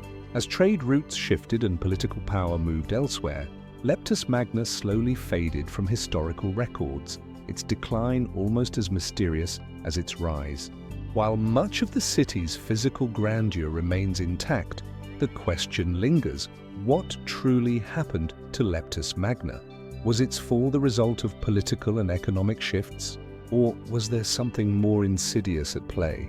Could a combination of natural disasters, military conquest, and shifting trader routes have conspired to bring about its decline? Or was there an even deeper cause, something unknown that has yet to be uncovered? Some researchers speculate that the city's fall was influenced by the changing tides of the Roman Empire itself. As the empire's central authority weakened, it may have left once prosperous cities like Leptis Magna to crumble in isolation. Was the city's strategic location once a boon, now a curse as the empire's influence waned? Others suggest that internal strife, perhaps political corruption or power struggles, could have undermined the city's stability, accelerating its decline. But this theory remains unsubstantiated, as there are no direct records to point to such internal turmoil. The question of Leptis Magna's sudden disappearance is further complicated by its position in the shifting sands of time. As historians and archaeologists dig deeper into the city's past, they face not only the eraser of time, but also the challenge of piecing together a fragmented narrative. The very forces that helped preserve the city's monumental structures also contributed to its obscurity. Many of its most impressive buildings are buried beneath layers of sand. While the harbour has been gradually overwhelmed by coastal erosion, even as new excavation projects continue, much of Leptis Magna remains hidden, its final secrets yet to be revealed. One intriguing possibility often discussed in speculative circles is that Leptis Magna's decline was somehow connected to the rise of mysterious new powers across the Mediterranean. Could it be that the city's fall was part of a larger geopolitical shift that also saw the decline of other once powerful cities in the region? Could the invasion of the Berbers, along with the emergence of the Byzantine Empire and the rise of Islam, have created a perfect storm of changes that left Leptis Magna vulnerable? It is also worth considering the role of local beliefs and supernatural forces in the city's decline. In the ancient world, cities like Leptis Magna were often seen as more than just political entities. They were imbued with spiritual significance linked to the gods and viewed as central to the well-being of their people. Was it possible that the people of Leptis Magna, sensing the decline of their city, believed they were witnessing the wrath of the gods? Did such beliefs contribute to a sense of resignation and withdrawal, hastening the city's fall? The mysteries of Leptis Magna persist. It remains unclear whether the city's collapse was a slow and inevitable process, or whether something more sudden and dramatic occurred. The ruins, still standing tall against the horizon, evoke a sense of awe and wonder, but they also invite more questions. Perhaps the answers lie buried beneath the sands, waiting for future generations of explorers and scholars to uncover. Could new technologies or unexplored sites hold the key to unlocking the final chapters of Leptis Magna's history? As we gaze upon the remnants of this once great city, we are reminded that there are still untold stories hidden beneath the surface. Like so many other lost cities, Leptis Magna leaves us to ponder the passage of time and the mysteries that remain unsolved, questions that might never be answered, but which continue to spark our curiosity and imagination. The city stands not just as a monument to the past, but as a symbol of the lost histories that await discovery in the forgotten corners of the world. For centuries, the name Samraya has echoed through the annals of history, spoken in whispers by scholars, travelers, and storytellers alike. To some, it is merely a shadow, a mythical land shrouded in ancient legend. To others, it is a real place lost to time, waiting to be rediscovered. Its location has confounded historians and explorers for millennia, its exact boundaries remaining elusive, as if hidden by the very forces of nature that shaped it. Samaria is a mystery that transcends the boundaries of myth and history, a place that has fascinated minds for generations, inspiring tales of forgotten civilizations and long-lost knowledge. The earliest references to Kamaria appear in ancient texts dating back to the Greek and Roman periods. It is often described as a distant, almost otherworldly place, a land at the edges of the known world. Homer in his Odyssey speaks of the Samrians as a people who dwelt beyond the streams of Oceananis, a realm of eternal darkness where the sun never shone. These early accounts paint Samaria as a shadowy mythical land, the home of a mysterious people who lived in the farthest reaches of the earth. Homer's depiction suggests that the Samrians existed at the boundaries of the known world. Their civilization perched at the edge of the underworld itself, beyond the horizon where no light could reach. But while Homer's references are steeped in myth, they are not without some basis in reality. The historical Samrians, a nomadic group of people who once roamed the vast steppes of Eurasia, are thought to have lived around the 8th century BCE. They were a formidable warrior culture whose conquest reached as far as Anatolia and the edges of the Mediterranean. The Samrians' historical existence is well documented in the annals of ancient Assyria and the records of the Greek historian Herodotus. However, these Samrians were not necessarily the same as the mysterious inhabitants of Homer's Odyssey. The land they inhabited was real, but the fantastical, shadowy descriptions that accompany Samaria's mythos complicate any attempt to clearly define it. So, what was this elusive place and why does it continue to intrigue us? Some scholars argue that Samaria was simply a poetic or symbolic representation of the edges of the known world. Ancient cultures often conceived of distant lands in terms of mystery and darkness, places that were beyond the reach of ordinary human experience.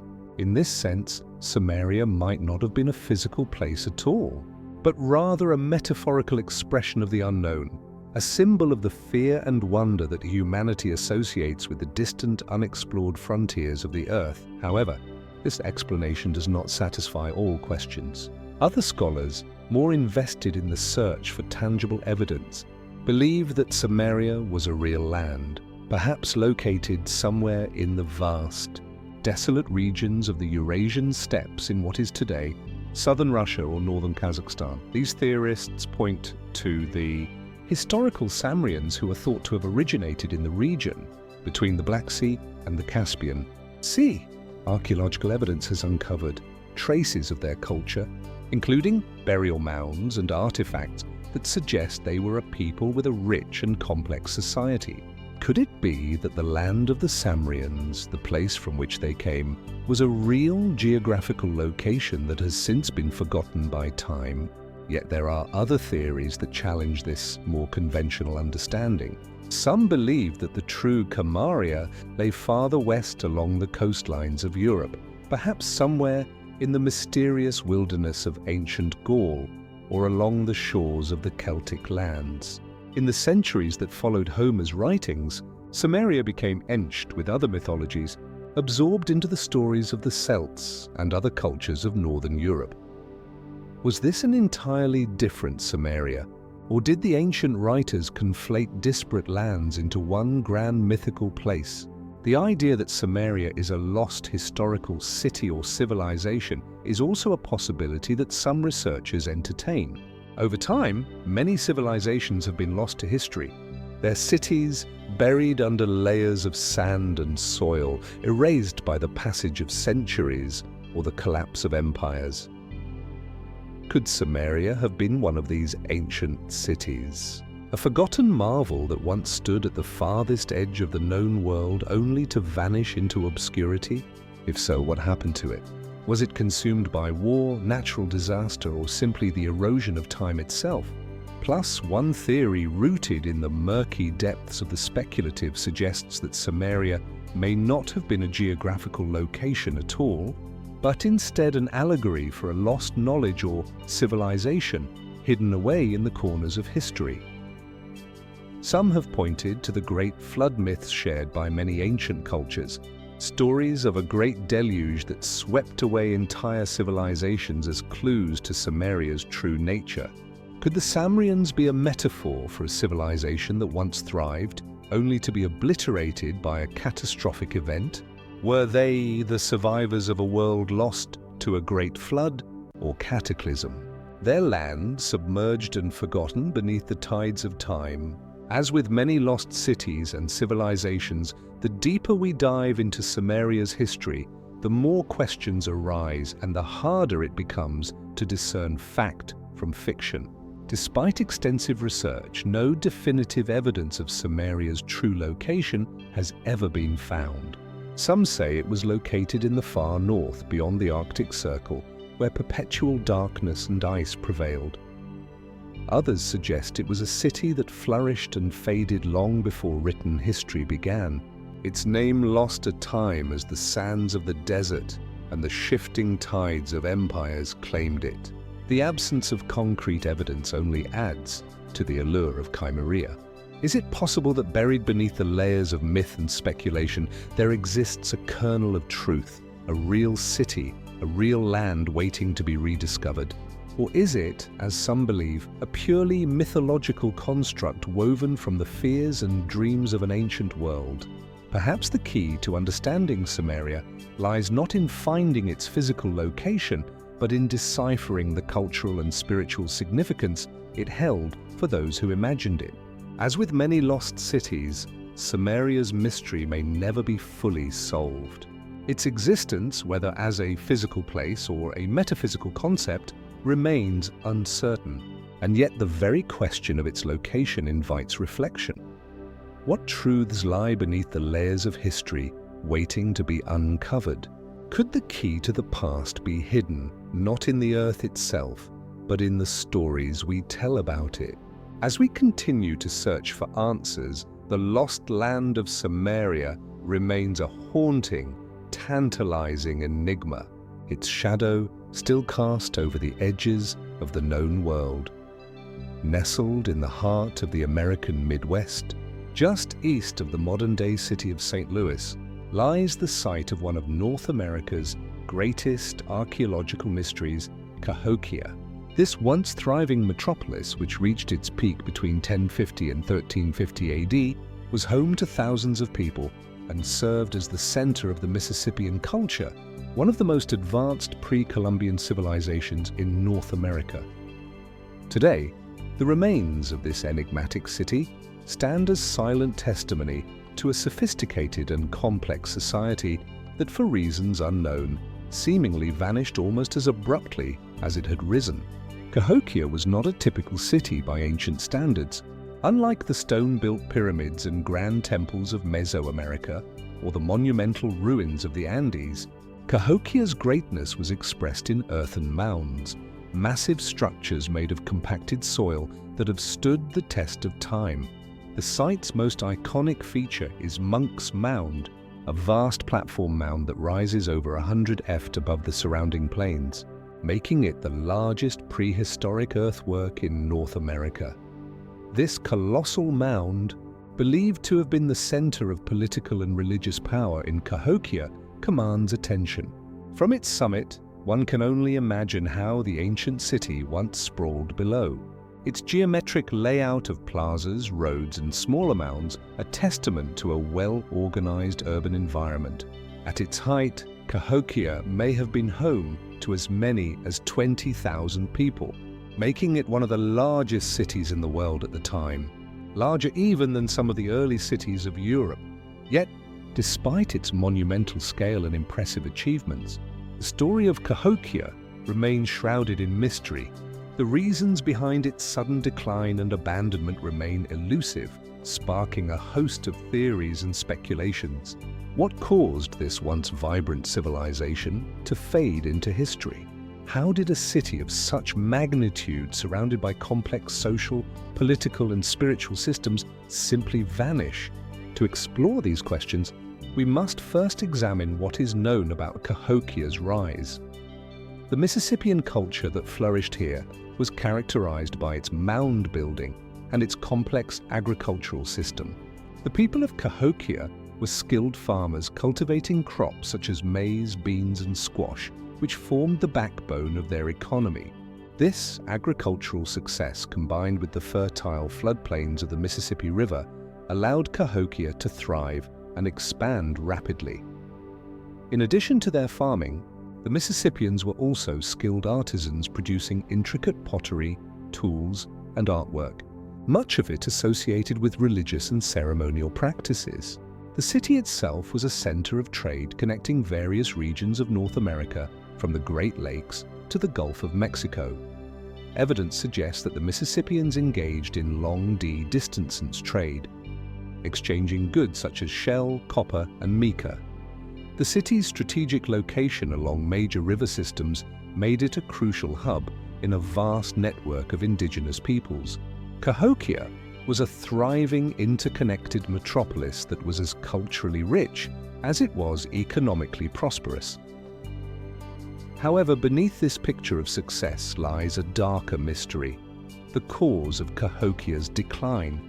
By around 1350, the city began to shrink, its population dwindling, and its once grand structures falling into disrepair. Several theories have been proposed to explain this sudden decline, but none offer a definitive answer. One of the most widely accepted explanations is environmental. The region surrounding Cahokia was heavily dependent on agriculture, and evidence suggests that over-farming and deforestation may have led to soil depletion, making it increasingly difficult to sustain the city's population.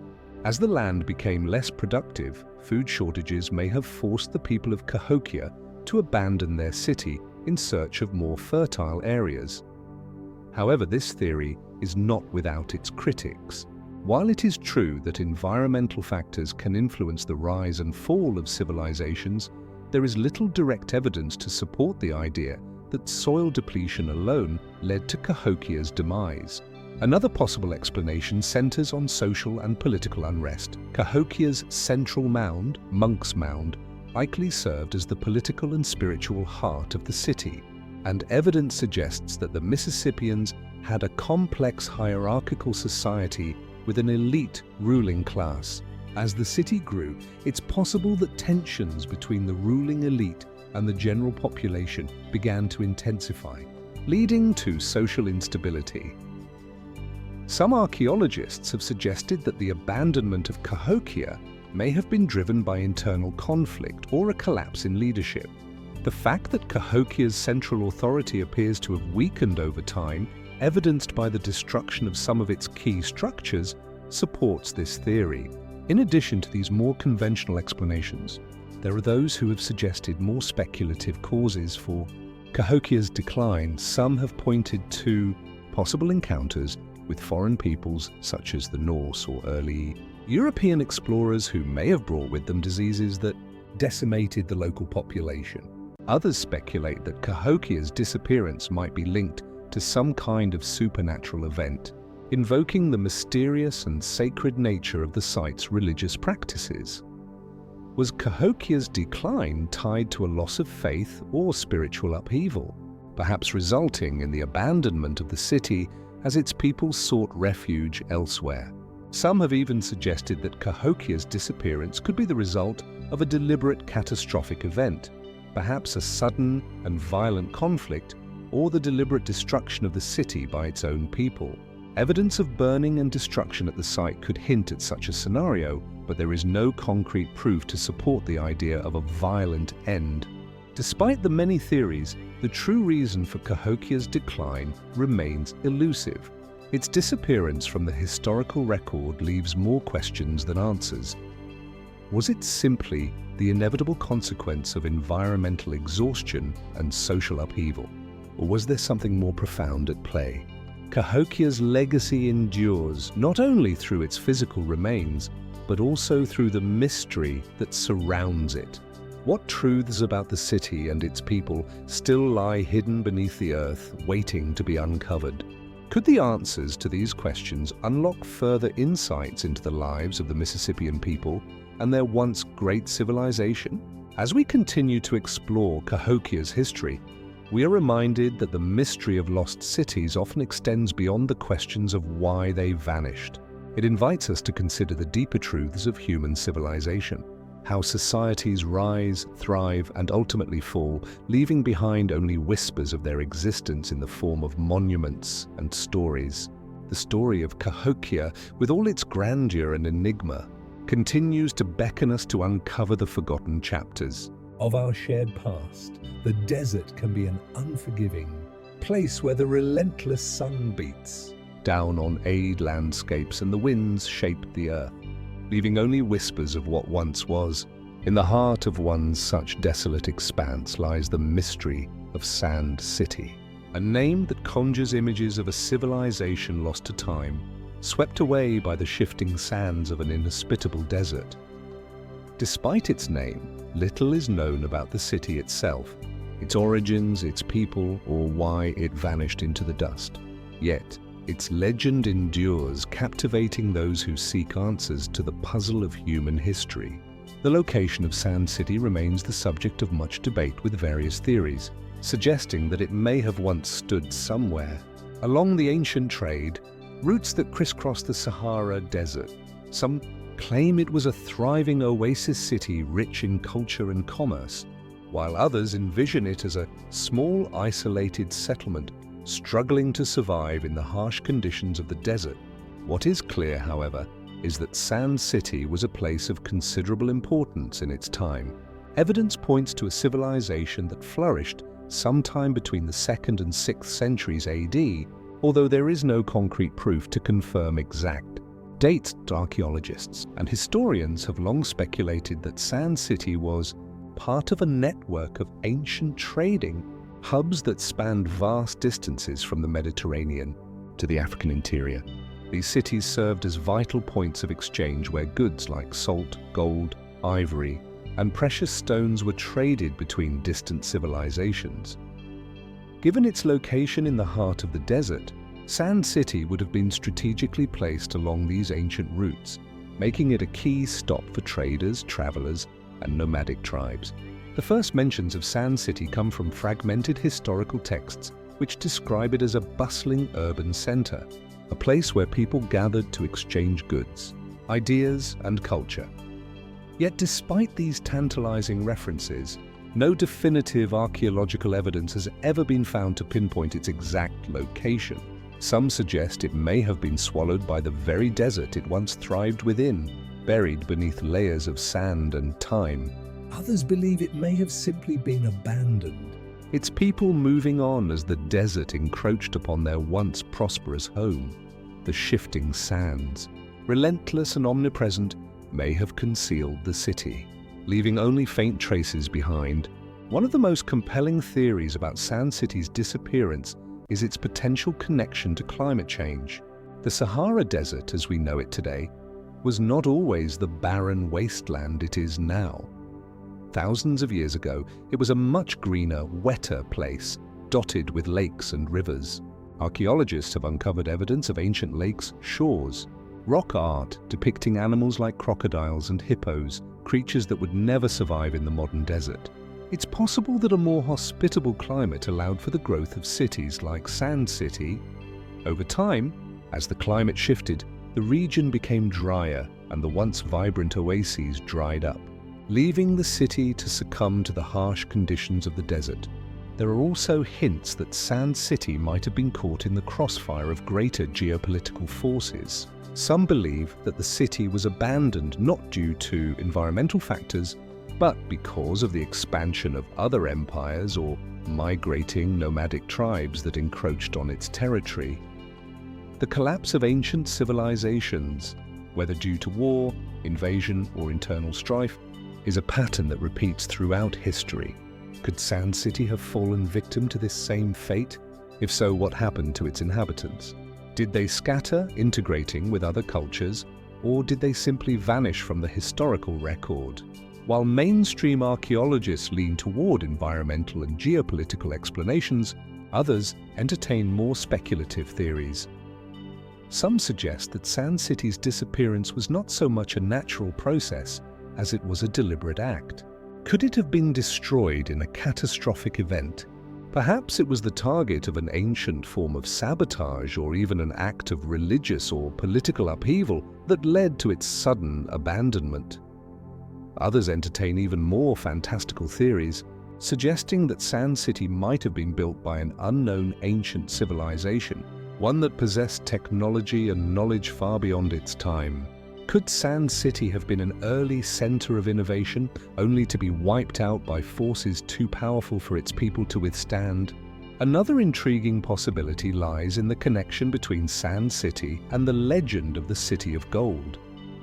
Many ancient cultures have stories of a city rich with treasure, hidden deep within the earth or lost to time. These myths are found in cultures across the globe from the Americas to Africa, and they share striking similarities. Could Sand City be linked to such a legend? Perhaps it was a prosperous city, its wealth and riches so great that its story was passed down through generations, evolving into a tale of an untouchable paradise. Despite all the speculation, no concrete evidence has ever emerged to confirm the existence or location of Sand City. Some believe that it remains buried beneath the sands, waiting to be discovered by future generations of explorers. Others argue that it is simply a myth, a legend woven into the fabric of ancient storytelling. Yet even without definitive proof, the legend of Sand City endures. It beckons us to consider the lost civilizations that once populated the world, their cities rising and falling in the shadows of history. How many other cities like Sand City remain hidden, lost to time and the forces of nature? What knowledge, treasures, or stories lie beneath the shifting sands waiting to be uncovered? The mystery of Sand City is not just one of ruins and forgotten artifacts. It is a reflection of the fragility of human existence and the impermanence of even the most enduring civilizations. As we continue to search for answers, we are reminded that the past is never fully lost. Sometimes all it takes is a shift in perspective or the winds of fortune to reveal the hidden secrets of the world. In the dense jungles of Central Africa, a mystery sits buried beneath the soil. Hidden from plain sight and concealed by nature's most unexpected architect, termites. This enigmatic site known as Termite City is as much a puzzle for archaeologists as it is a symbol of the secrets that the earth holds. secrets that defy the conventions of ancient civilization and question what we think we know about the rise and fall of cities. Imagine, if you will, a vast, sprawling city, its boundaries defined not by stone or mortar, but by the intricate networks of tunnels and mounds constructed by tiny industrious insects. In the heart of the rainforest, towering termite mounds stretch skyward like a dense, labyrinthine forest of stone. Though they are made entirely of earth and organic materials, these structures, which can reach up to 30 feet high, create a surreal landscape that resembles a city from a distance, an eerily quiet and mysterious metropolis standing silently against the encroaching forces of time. This city, however, is no ordinary one. It is not a city of human hands or mind. Instead, it is the product of countless generations of termites, an ecosystem in which thousands or even millions of tiny creatures labor tirelessly to build these towering structures. Yet beneath these impressive mounds lies a deeper, more intriguing mystery. Some have speculated that these termite cities might hold the remnants of human civilization, an ancient society now long gone, whose traces have been consumed by nature and forgotten by history. Could this strange landscape be the last echo of a city lost to time? One whose inhabitants once carved out an existence in harmony with nature, only to have their legacy overtaken by the very creatures they shared their environment with. The idea of Terite City being a man-made site is largely based on the mysterious nature of the structures that termites create. The mounds, which are built over the course of decades, sometimes centuries, are astonishingly complex. They feature a vast network of chambers, ventilation shafts and passageways that seem too deliberate to be the random work of insects. Some structures even contain sophisticated designs for regulating temperature and humidity, which has led many to compare them to the ancient wonders of human engineering, such as the pyramids of Egypt or the intricate aqueduct systems of the Roman Empire. The primary question that arises when we encounter these natural marvels is, could these mounds have been built at least in part by humans or an ancient civilization? Some anthropologists have wondered whether early humans, in their quest to survive the harsh realities of prehistoric environments, might have borrowed from the termites designed to create their own shelter and urban environments. Could these mounds have been used as templates or models for human construction?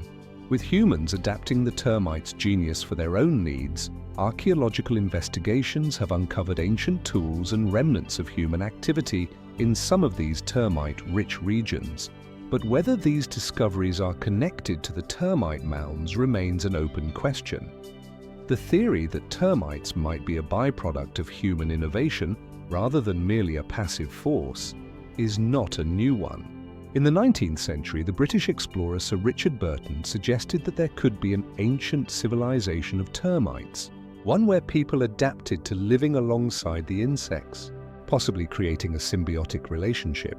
He hypothesized that such a civilization might have employed termite colonies to build their homes or perhaps even live beneath the ground in subterranean cities connected to the labyrinthine systems of termite tunnels. The idea was largely dismissed at the time, but it has since sparked the imagination of more recent researchers, with some pointing to the highly organized nature of termite mounds as evidence that an advanced society might have once harnessed their abilities.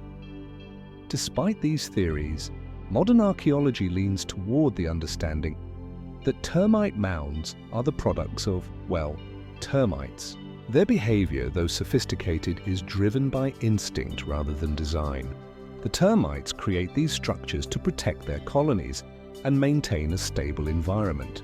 However, the sheer scale of these mounds, sometimes forming enormous clusters or cities of their own, suggests an incredible level of collaboration and shared purpose that mirrors human behavior in surprising ways. There is something about these structures that seems far too elaborate to be dismissed as mere instinct. Another layer of mystery comes from the way these mounds have persisted over time. In some areas, termite cities appear to have been in place for centuries, perhaps even millennia, eroding slowly over time. yet remaining intact enough for researchers to study their structure and composition. Could it be that these mounds were once mistaken for something else? Perhaps a human construction that had long been forgotten or misinterpreted by explorers. The term termite city may have been coined not just for the structure's shape, but also for their ambiguous origins, leading people to believe that this was an ancient city buried beneath the ground. Could the fertile soil that supports these complex ecosystems once have nourished a lost civilization whose very presence was overrun by nature? One theory, however, strays further from conventional explanations, suggesting that the site may not be an archaeological mystery, but a cautionary tale about the intersection of nature and civilization. Could these termite mounds be a reminder that civilization, no matter how grand it might become, remains vulnerable to the forces of nature? The same mounds that serve as testament to the termites' ability to adapt and thrive could also symbolize the fragility of human creations in the face of time and decay. Ultimately, the true nature of Termite City remains elusive. As with many lost cities and enigmatic ruins, questions abound. Were these structures the work of human hands, inspired by the very creatures that now call them home? Or were they merely the product of instinctive behavior, offering a glimpse into the remarkable capabilities of nature's architects? Perhaps the answers lie somewhere between the realms of the known and the unknown, where human ingenuity and the mysterious workings of nature converge. As we ponder the secrets of Termite City, we are reminded of the vast unknowns that still lie buried beneath the surface of our world, waiting for the right moment to be discovered. Could this strange and wondrous city, formed of dirt, driven by instinct and cloaked in mystery, hold the key to understanding a lost chapter of history? Time, as always, may have the answers, though it remains to be seen whether they will ever be revealed. The sands of time move on, and Termite City waits in silence, its secrets locked in the earth just beyond reach. Nestled deep within the marshlands of northern France, a place of haunting beauty and eerie mystery lies hidden beneath the shadow of time. Black Venice, as it is known, has long been shrouded in myth, its name conjuring images of a forgotten city buried by the forces of nature and the passage of centuries. Unlike the grand ruins of ancient empires, Black Venice does not boast towering stone structures or impressive remnants of its past grandeur. Instead, it is a place that seems to slip between the cracks of history, elusive and half forgotten. Its story fragmented and obscured by the mere of legend and the passage of time. The name itself, Black Venice, evokes an air of mystery, conjuring comparisons to the renowned canals of Venice. Yet the reality of this hidden place is far darker and more cryptic. The city, if it ever truly existed, is believed to have once flourished in what is now a vast marshland, its people living in harmony with the water, much like the fabled city of Venice. But while Venice stands proudly on the surface, Black Venice lies beneath the water's surface, submerged and almost entirely lost to the world. Some say it was swallowed whole by the river or vanished beneath the mud and silt, leaving only faint traces of its existence. The city's name hints at its watery fate, suggesting that it is a place where light struggles to reach and where even the echoes of its past are trapped. Beneath the surface, the legend of Black Venice dates back to the Middle Ages, when it was said to be a thriving town or settlement located along the waterways of northern France. It was supposedly a rich and powerful community, famed for its stunning architecture, intricate canals and bustling trade. Yet like so many forgotten cities, it met a tragic end.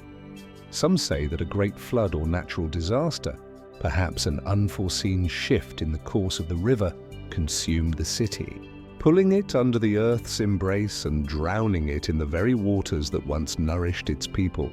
Over time, the details of its downfall grew muddled, obscured by the haze of history and the whispers of those who claimed to have seen the city's ruins just beneath the surface, perhaps the most compelling aspect of the legend lies in the elusive nature of the city itself.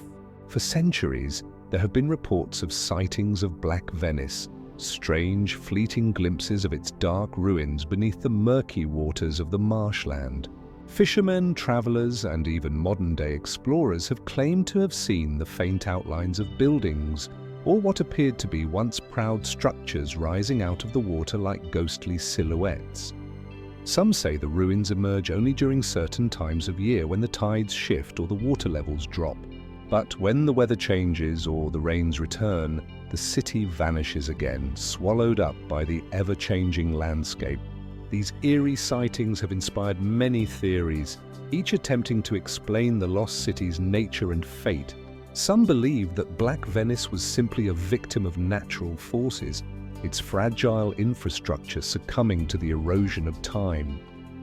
A flood, a shift in the river's course, or an earthquake could have been the final blow that left the city in ruins. Yet the repetition of these reports over centuries, coupled with the city's elusive nature, suggests that something more mysterious might be at play. The existence of Black Venice itself is, however, often questioned. Critics argue that the city might have never existed at all, and that the stories surrounding it are nothing more than a combination of folklore and exaggerated reports.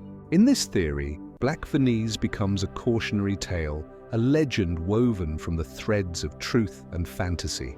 Could the name have been attached to a settlement that was once there but left no lasting remnants behind? Or is the city's legend tied to the unknowable nature of the marshland itself, where human presence is almost forgotten, leaving only traces of lives lived long ago? Adding another layer to the mystery is the fact that the surrounding area has been subject to changing tides and shifting landscapes for centuries. The region's marshlands are notorious for swallowing up anything that crosses their path, be it human, animal, or architecture. Some speculate that the city's mists and elusive reputation stem from the treacherous nature of the terrain itself. Could it be that the ruins of Black Venice are simply too submerged or overrun by the dense vegetation to be properly investigated? There is also a possibility that the term Black Venice refers not to a single lost city, but rather to a cluster of settlements or trading posts that once dotted the landscape, each now lost to time. Could Black Venice be a collective term for a series of once thriving communities, now dispersed and hidden within the depths of the marshes? Perhaps this city was never truly a single location, but rather a collection of related places whose identities have merged over time, obscured by the narrative of a lost, tragic city that history has since swallowed whole. More speculative theories have also emerged in recent years. Some suggest that the legend of Black Venice might hold clues to an ancient civilization or culture far older than previously imagined. Could it have been a settlement founded by a people whose existence has since been erased from the historical record? The idea that Black Venice might represent something more ancient and far-reaching than simply a medieval town adds another layer of intrigue to the mystery. What might we be overlooking? What remains hidden beneath the muddy waters waiting to be uncovered? Despite the growing interest in Black Venice, little concrete evidence exists to prove its actual location or its very existence. Archaeologists and researchers have ventured into the region, probing the depths of the marshes and studying old maps, but no definitive archaeological findings have emerged. Some have even suggested that the name Black Venice could have been used as a poetic metaphor for the disappearance of an important town or trading hub, swallowed by the encroaching waters or lost to time. As we reflect on the enigma of Black Venice, we are reminded that history is often a patchwork of fragmented stories, mysteries that shift and morph over time. Perhaps Black Venice is a city that was never meant to be found, a legend as fluid and changeable as the waters it was said to have once occupied.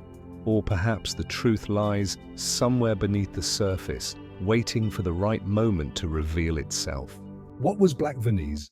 A forgotten city lost in time, or simply a legend built on the murky depths of history? Only time will tell if we are ever to uncover the truth.